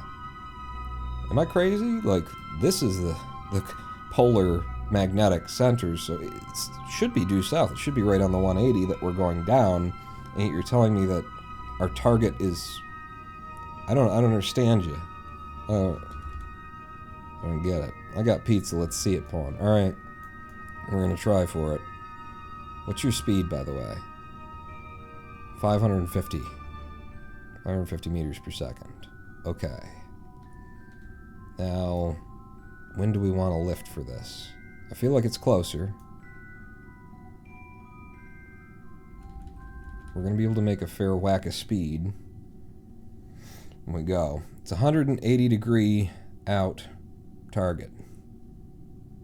Yeah, see, now it's over here. Now it's over here. Yeah, so it was like through the planet a little bit, but now it's, no, that's exactly, it's the same thing. I'm very confused about this.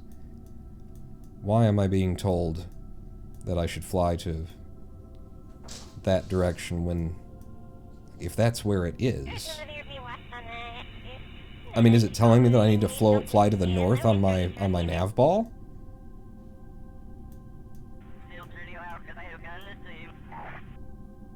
Because if it's right there on my nav ball, and that's the direction that I'd fly to it, then I gotta fly this direction instead. Unless it's because we're in different magnetic zones? I don't understand. I think what I'm gonna do is I'm gonna lift off from this mode, is the deal. You wanna follow the 180 degree marker. That's what I'm thinking, but why is the target down there? It's weird. Okay, how fast are you coming in 1 time speed? I think still letting you get closer. Pretty much useless while you're on the ground, Pawn. I just figured because it's Kerbal, it's just pretty much useless.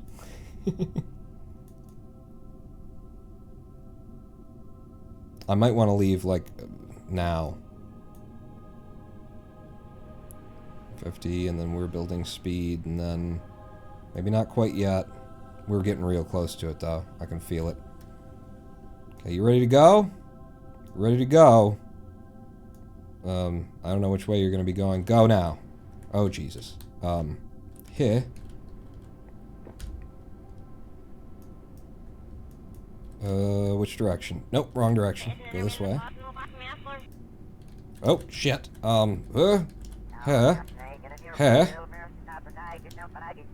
Okay, okay, okay. Too much app. What do I have?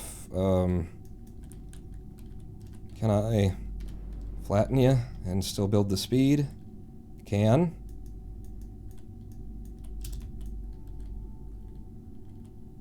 Nope, wrong direction.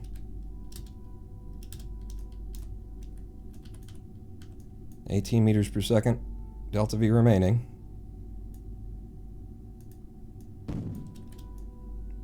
Okay, we have an intersect. We're out of fuel. And we're going to be closest over here. 5.6 kilometers away. Target's 200 and something meters per second difference in speed from me. I think we've got a good chance here. I don't want her to be falling when we're doing this, so I think I'm going to get her out at the apoaps and try and control this. Jump and circularize.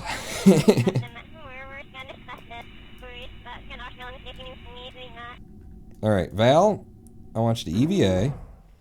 I want you to grab all the data out of there. It's all about you, hon. And then push off. See, she doesn't push off. Alright, get out your everything. And then your prograde. Okay, I need you to... How do I get this damn Kerbal to... Is it a different... Is it... See? Stop with the... Like, follow the camera. SAS. Ah, there! It's working now. It wasn't working before. Alright, so now she's on her prograde. And we're gonna go.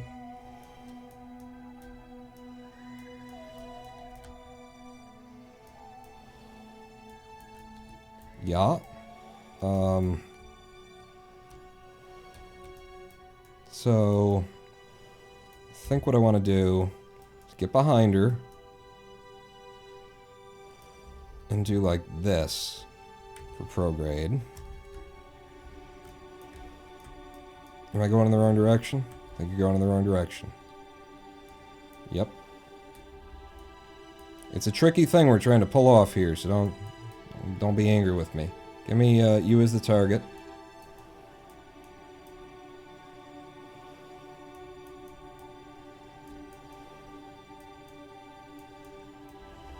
And I'm doing it from like this polar crap that I can't even tell what we're doing when we're doing it. I'm making this worse. 5.6, 5, 4. Okay, it's because she's like flipping around out here and I can't actually control her where I need her when I'm in this mode. Give me fucking free cam, and I need you to actually follow the camera. That's the wrong direction. Why? Oh my god. Nothing is right.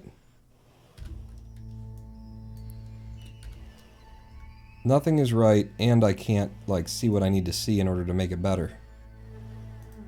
5.5. If I keep going straight, then we get further from our intersect.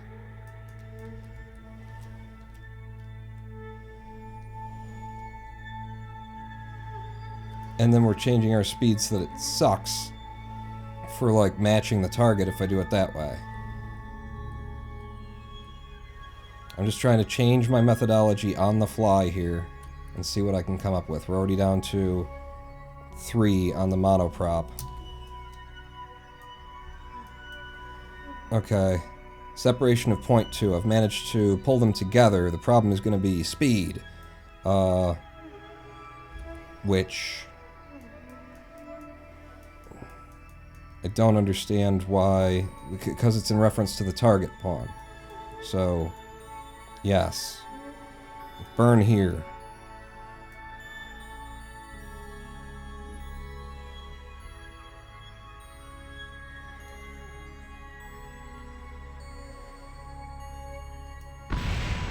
So we're... Okay, that was our ship. We're, something. What are we doing? Uh-oh. The difference between us and the target. It's the whole thing here.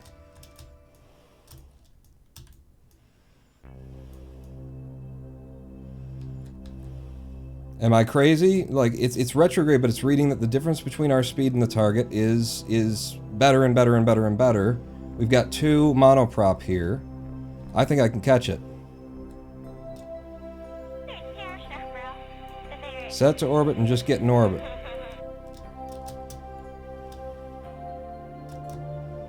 No, sir. I think I got it. So now we are catching up with it, and now we're going prograde. Yep.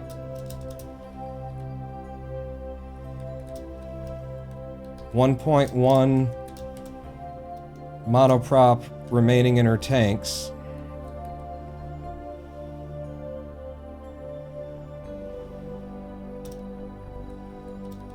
I don't want to overtake it. Okay. Okay? Okay.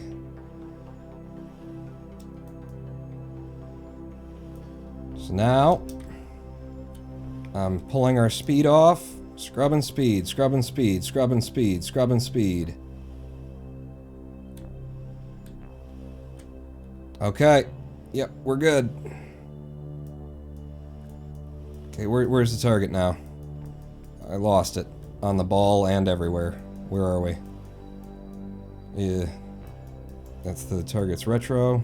That's the actual target.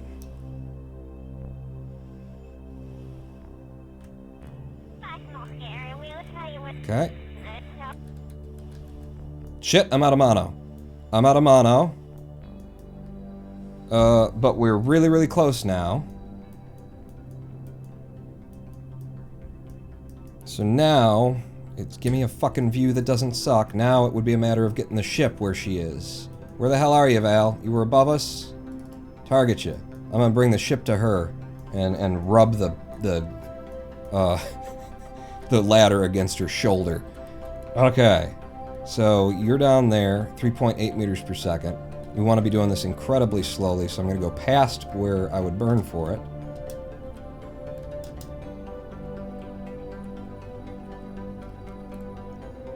Reducing our speed difference as I pull our prograde in the direction of Valentina.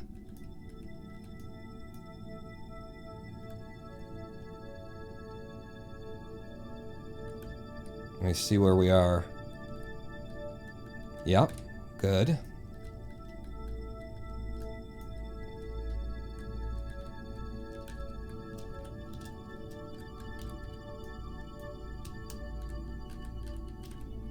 Okay. We're gonna go just hand her the ladder. And then hope that we aren't slamming into the surface when we get there.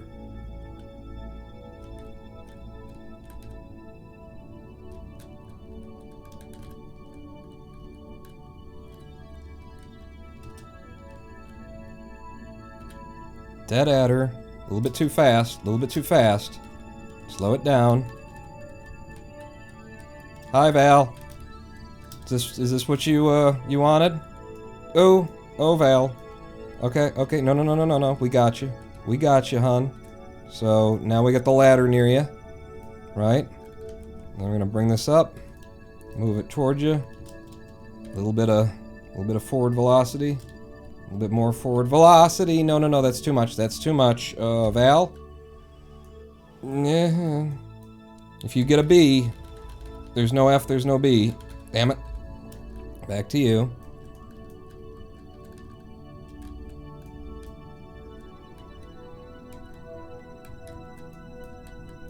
Okay, I'm just gonna wait until I'm past her a little bit more.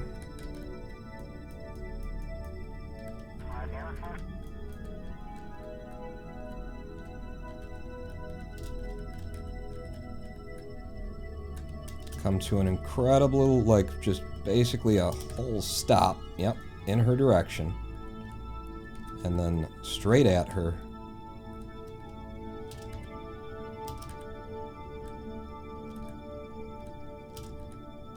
With 0.1 meters per second. Okay. Now, see what I can see.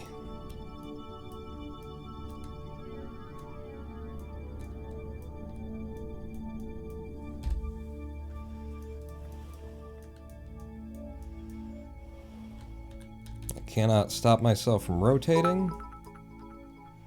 The time warp trick to stop rotation. Aha! Thank you, Dramacian. And I tried to stop it at a place that seemed like it would make sense.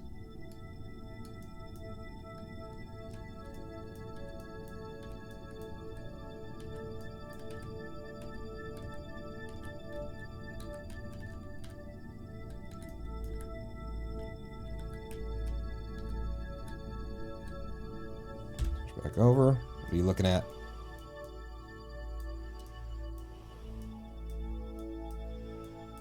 Come on, Val. Come on. F-grab. F-grab, be bored. I can't because there's somebody else in there already. No, it's fine. You stay on there. Jebediah. I need you to transfer to here. You're out of the cabin. Val. Val. Board. Board Val. Board Val. There we go! Jesus, what the fuck is wrong with this game? We got her! We got her. Where are we in terms of crashing into the moon, maybe? Periaps, Apoaps at 20, Periaps at 9. We did it! We did it! We got her! Woo! F5, indeed, robotic. F5 for safety. Good. God, yeah. Woo! She got as close as she could get, as I could get her, and then we went and picked her up with the damn ship. Oh, now that's the kind of Ronin pawnery we like to see. That's sexy is what that is. Successful rescue, yeah. And we got rid of the mess of the ship, too. There's no Hulk on the planet of the apes. What? There's no ship sitting parked on the moon anymore. And we just reported back. I just heard that's Val. You don't. I didn't get you into this.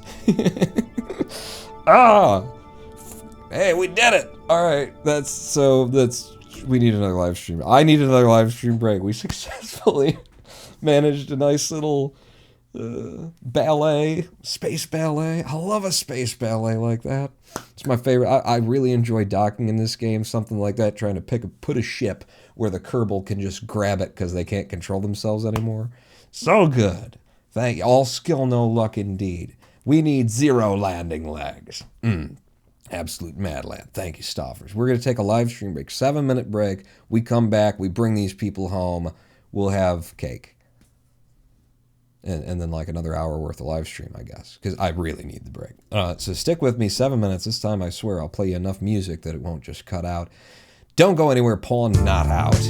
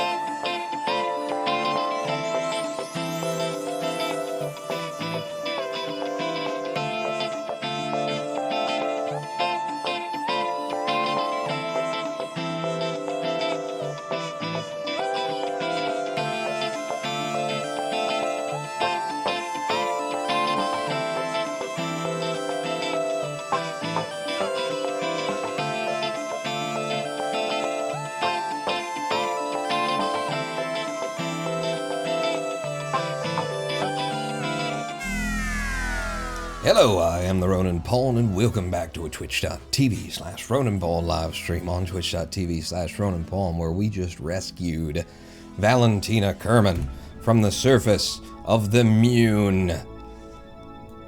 In the most incredible way. Took the ship that she had down there that was stranded, didn't have enough Delta V to even come off the moon, launched it as high as we could get it, got it up to about 200 meters per second speed slower than the vessel that we were trying to get her to. She jumps out. I struggle with all of the RCS control of a Kerbal on EVA, because I'm like, why isn't the SAS was on, but the last time I flipped SAS, it didn't change it. It didn't help it. The friggin' controls in this game. But then we get her, like, and then she runs out of monoprop, and she's really close now. It's like so close, it's just meters per second of difference of speed between the two crafts. So now I gotta, like, grab the ship and turn the ship toward her, bring the ship to her, use a time warp that Jermacy suggested to stop her from rotating constantly, get her into place, bring the ship's ladder right up underneath her, and then... Yeah, and they're still celebrating in the cabin there. In the cabin there. There we go. C and then V. Yes. That's your pilot. Hi. We just thought you might want to visit with the pilot. We weren't doing anything on your I just want to fly by the moon trip. What the hell is this whole rescuing the last captain who came to the moon? I don't know if I'm going to recommend this to my friends on Yelp. Just in, rescue in space. Jeb saves Val. Hot off the presses, that news. And now we get to go home from an incredibly tight orbit on the periapt side of just 9.3 kilometers, 20 kilometers of the moon. We're going home. We're going home. Now, just to remind myself, it's been so long since we did this, from the moon, wouldn't you want to go from, like, here? And then, no, not with the, oh, we're going, it's the other direction. Derp. We're going that way around. So actually then we would leave from where we are now, or a little... Will you fucking piss off? Piss? No, with the... Fuck off. Let's say we were to leave there, and then lots of prograde, and too much a little bit excessive on the prograde. There. And then, will you hold the fucking periapts up, you shit game? There we go. And, yeah, so we'll just burn there, which is right now, and it's a burn time of that long, and, shit. We'll get close. We got Delta V for years. We'll just get on our retrograde, no, our prograde, because we're going in the opposite direction. It's confusing me in all the ways. Go, now. We have a very gentle little ship. Kind of what we've got going on here. In fact, couldn't we improve this by burning toward the sky in order to blow our apoaps out a little bit more equatorially to the planet? Or do something like that and just wing it. How could things possibly go wrong after all of those successes? You know, it's not like I could burn through 1,400 meters per second of Delta V trying to get back to Kerman. That's not... I couldn't do that if I tried. No, I think I could do that. I can do that.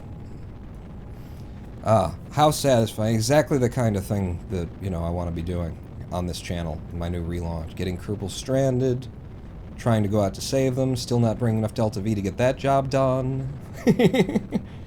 And then coming up with, you know, ridiculous, just catch them in the air kind of solutions. That's what we need to do. There we go. That's a lot more equatorial. It's like he knows what he's doing, and he's just pretending. I'm not. I actually am pretty... What happened there? Drop this. Okay, and then if we wanted to keep it equatorial... No, would it be the other direction at this point? More toward the surface of the moon? To spin... Twist counter? Yeah, oh, well, you've just gone past the whole periapts premise of it. I was looking at a different thing. A little bit retrograde, twist it back out, nice and equatorial. Periapts is at how fast we want to come down. Let's say, for safety's sake, let's say I got 34 from the moon. 34 and an F5 from me, and we're on our way. We're not going to, like, impact this. I didn't do one of those things, did I? Where you, like, get a, oh, yeah, that's great, and then you don't realize that your trajectory puts you through the surface. which is more of a bouncing off of kind of explosion-filled affair. So chuffed at that. So even with all of the weirdness that I just did there, we started with, from orbit of the moon, about 1,400 meters per second. I spent a fair bit more than we needed, but that was about, so 400 meters per second, but less, like 350 meters per second to return, which incidentally is 310 is what it says to return. So you need this coming and you need this going. I swear you can do it better. If you're parked equatorially on the moon and you park up in specific on the retrograde of the moon, you know, you wait until you're right there right now and then you just burn straight up. I think you can do it for a lot less. Am I crazy about that? Do 25k, even 20. It's easy money for re-entry, but also it's your gameplay. What? It's my gameplay and I'll do what I want, is it? Alright, let's go. Let's get the hell out of here. There's nothing that we want or need from any of these places anymore? I don't think so. Goodbye, Moon! Thank you for, you know, the horror that it always is to come here. This is what I'm saying, like, why would you, what are you trying to do to new players, giving them contracts to go to the moon before they go to Minmus? The whole, like, purpose of Minmus in my mind, what I assumed they were trying to do. With Minmus. Oh, Jesus, we're coming in fast. Ah, there's the Kerman for us. Okay, it's the other way around, I think. Was for Minmus to be like a nice tutorial place. It's easier, you know, it's less Delta V to land and return. It's easier to manage a landing on the surface of Minmus. And then you still... We're already in Atma... Oops! Okay. No, we're fine, and I just put that out directly ahead of us, so that shouldn't be a problem. I'm pretty sure I didn't tell them to warp me right there. Well, this is a lovely picture, anyway, for our tourists to see. If you look to your left, you'll see the exploding pieces of our ship that we decided we didn't need anymore. Holy crap. That's pretty cool. I like those explosion effects. Oh, yeah! Yeah, get him, Thanos! Whatever. Oh, yeah, there you go. That was the last chunk that'll be glowing up behind us soon. So it's just our ablator that's heating up right now. We brought up 60 worth of an ablator. Hopefully that's enough. The last time we went to the moon, or went near the moon, and actually came back from a higher height than the moon because of how I exited. We brought 80 ablator, we only used 50 of it. So I figure that we can get away with 60. Can you go surface, please, on your retrograde there? And just hang on to that for us, Val. 34 kilometers and generating all of this flash heating, that's a thing that is happening. And this is harder to get to, though, because it has a smaller gravity well and slightly inclined. Oh, that's true. It makes you... It's like everything in this game is like... None of it commits to anything, you know? Like, it does this because of the, like, you can explain away the fact that this is wrong, this doesn't work. It's a game that gets easier the longer that you play it because you have more appropriate parts and you have more controls and you can now see where you're going via the tracking station once you upgrade it. And so it's like, when you bring a new player to Kerbal, it's... Today is the hardest day that it'll ever be to play Kerbal Space Program. And it's not going to get easier because you're getting better. It's going to get easier because the game will stop being such a dick to you over the course of gameplay. And as you have to, like, learn which parts just don't even make sense to launch these parts. You know, that ping-pong ball and the DLC and stuff like that. Everything is just such a tangled twist of not thought-out gameplay in Kerbal Space Program. Hell of a train simulator for dads who, instead of trains, like spaceships, though. You know? It's what it is. It's like, it's for people who like space. Here's Lego for space. And if you're ready and willing to commit the time to figuring out, one, rocket science, or if you already know, then now you just to dedicate the time to figuring out what the hell this game thinks it's doing. In terms of its UI and its implementation of gameplay and how it gets easier and it's more difficult here, and then we give you parts that really won't work, suggesting to the startup player that this is a... it's just all a twisted, tangled mess. My perspective on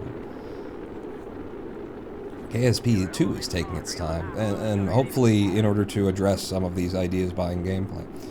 Unrelated note, but stock heating really isn't good. It's a lot lower than it should be, and you don't burn up that much during re-entry. I have space planes that barely burn up from joule returns, but some of it still survives in the real world. 2/3 of orbital speed causes most of the rocket to get destroyed. See, now that's a choice that I laud the developers for, to make at least that aspect of, to make that sacrifice for the purpose of gameplay, because you can always, and quite easily, mod those values in order to make it more realistic for players. But with all of the other things that are going crazy in here and that are counterintuitive and everything, that's a good choice to be like, all right, we're at least not gonna make you face real world problems with the heating. We will, however, make you face a surprising amount of real world issues with comm systems, and also not really give you parts that make any sense at the times that you unlock. I can complain, is that I'm very good at it. It's one of my primary skills. I'm gonna like bank us up a little bit, just to flap a little bit more in the breeze. How much EC have we got? Oh, more than enough. Yeah. Go. And at about 3K, I'll turn SAS off. We'll pop both them chutes. And it'll be a nice soft landing into the water. God, I love these models and everything from the restock pack. Really nice. Did we just do like that entire descent without fizz warping at all? When I get on a roll of ranting about things that nobody really cares about, man, can we burn time. So we're coming down at 6 meters per second. Impact tolerance in water. We should be just fine for that. And we are down in the water. Where the hell did we even come down on this little blue dot? Just off the coast of Pangea. I don't know what. Good work, everyone. Welcome home, Val. Nice to see blue skies again, I'm sure. Doodlin' Kerman, you owe us some goddamn money. And we're about to clear all 3 of those contracts all at once as soon as I click this button. Hello, noob. 1674. Completion of the rescue of Valentina Kerman from the surface of the moon, except for we didn't go to the surface. She came up to us, and then we caught her by putting the ladder under her fingers as she spun helpless in space with no monoprop in her jetpack.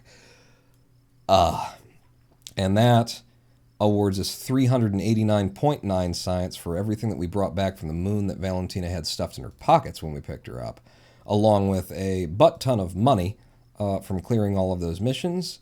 And Doodlin Kerman is now a level 1 tourist. He can now equip the belly pouch and check his phone while there's space things going on that he paid to see. Level 1 tourist now. Can't wait to see him again. 3 XP for both of these people. Valentina, you were on the surface and planted a flag. Jeb just went around the moon once.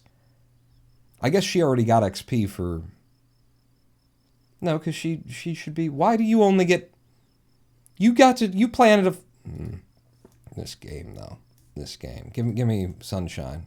Lollipops. Rainbows everywhere. Your Jebediah died? Good. Nobody likes him. Val for the win. All day long. Jebediah died when I was returning from Duna in an SSTO. I crashed at landing. Oh, was it hardcore? You can't, just switch to an alternate dimension where that didn't happen? Nobody's looking. Just blame the game. Just complain about, the parts weren't right. The aerodynamic drag, shock heating that's incorrect. And then you can do whatever you want. Germacian says if Val and Jeb orbit Mimus, they should go to level 2. Well, that is definitely the direction we'll be heading next, huh? Landing on the moon, bringing back surface samples and rocks that we collected by hand, all that kind of thing. Surely, Mission Control is going to be all about some Minmus. Flyby and scientific data. Oh yeah, we'll be doing that soon. Today, I don't know. We've been going for 3 hours and 45 minutes, and kind of probably should have just like brought them back before the live stream break, but I didn't. What do we get with our science now? 389. Y'all were, I think it was Jim, was in particular talking about the experiments kit, which I've never used before. Probodine has meticulously curated and assembled this case full of various devices useful for science experiments. Despite observations to the contrary, we feel that the inability of our astronauts to find a good use for the collapsible top hat and magic wand is more to do with a lack of creativity, rather than a case of them being left over from prior use. So we could buy into that, and we would get... It's a stack separator, it's an adapter, it's the docking port, the first of the two it's the junior version of the docking port, which is not nothing. And then we'd get one of those deployable on the surface things that would also need another part that exists somewhere in here. Do I want to spend this valuable science on that? Do I get any more regular, old, average, ordinary scientific things in the science? No, I don't. What about you? You're in science. Not so much. And then we've got more SAS, another hitchhiker pod, ooh, and the RCS ports that allow you to, actually create finely built craft that can do cool things, and nobody cares about that. The Mark II command pod that seats 2 Kerbals. RV-1X variable thruster block. I didn't think that I had installed Restock Plus that adds parts, but that isn't a thing that I remember being a thing that I remember. Is that new in the game, or am I also not remembering it, or did I accidentally install the one that actually gives me extra parts? I don't care, we're in it now. I'm in it to win it. It's new stock. Okay.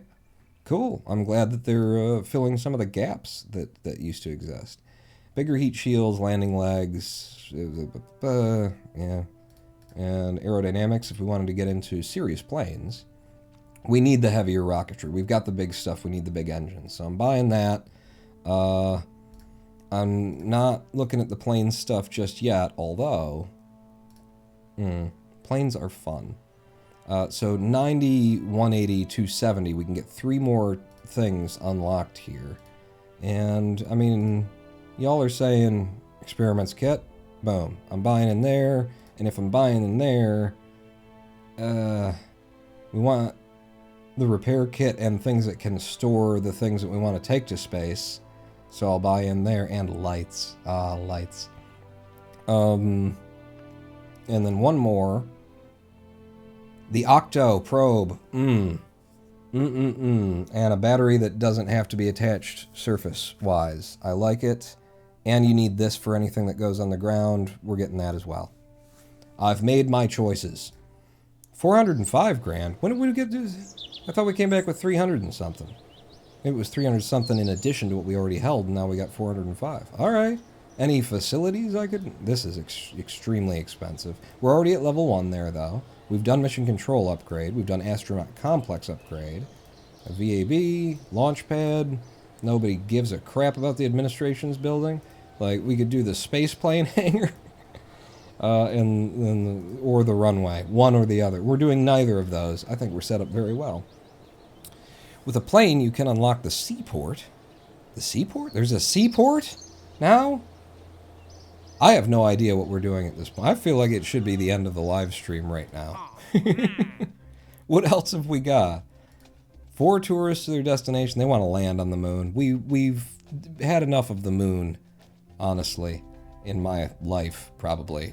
We'll be back eventually. It's the moon. It's ugly. It's awful. Science data from space around Kerman. I mean, it's free, right? It's free. Science data from space around Kerman. Sure, free money. Whenever we happen to launch anything.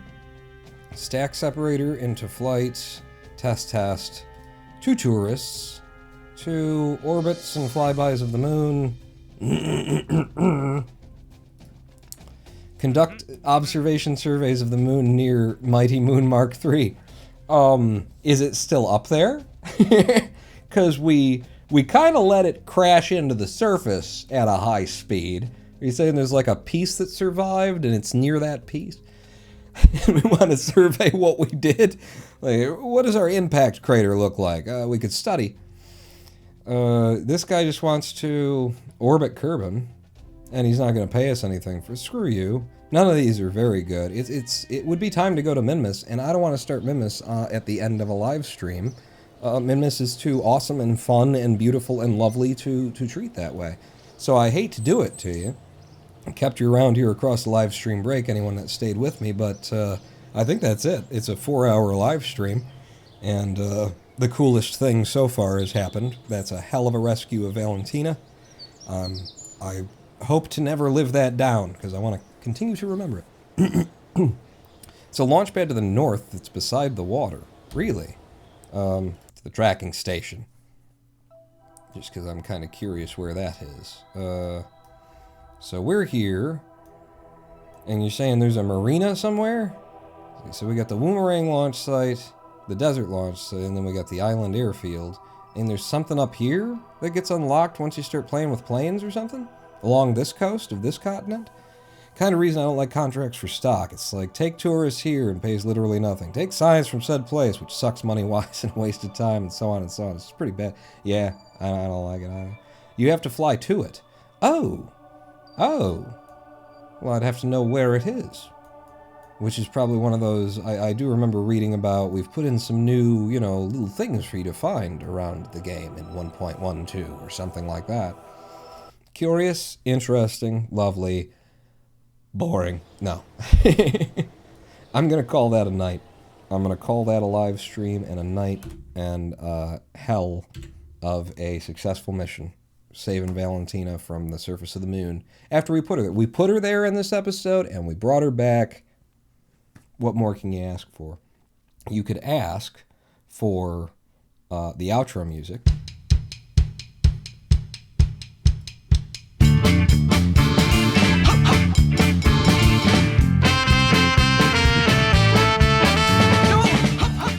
And you could ask for a KSP stream to raid to. These are things that you could ask for if you were going to ask for them. If you were thinking about them, then you could probably do that.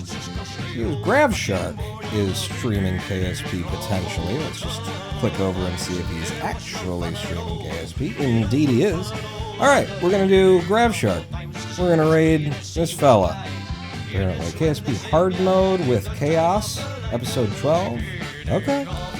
Gravshark is where we're going. Thank you, everybody, for coming out. Thank you for your support. Thanks for watching. And thank you for your donations, for the subscriptions, and all of that stuff. The things that pay the monies and everything. I am very not familiar with this whole, how do I make this fast enough to be able to start a raid? I've started it. We're on our way. Thanks again, everybody, for coming out. As you get ready to raid the next channel, I am going to switch us over to the credits. So, if you followed, you'll be in them. I'll see you at the next stream, which will be this Sunday, and it'll be a creative build, 8 p.m. Eastern Time. That's a stream. Pawn out.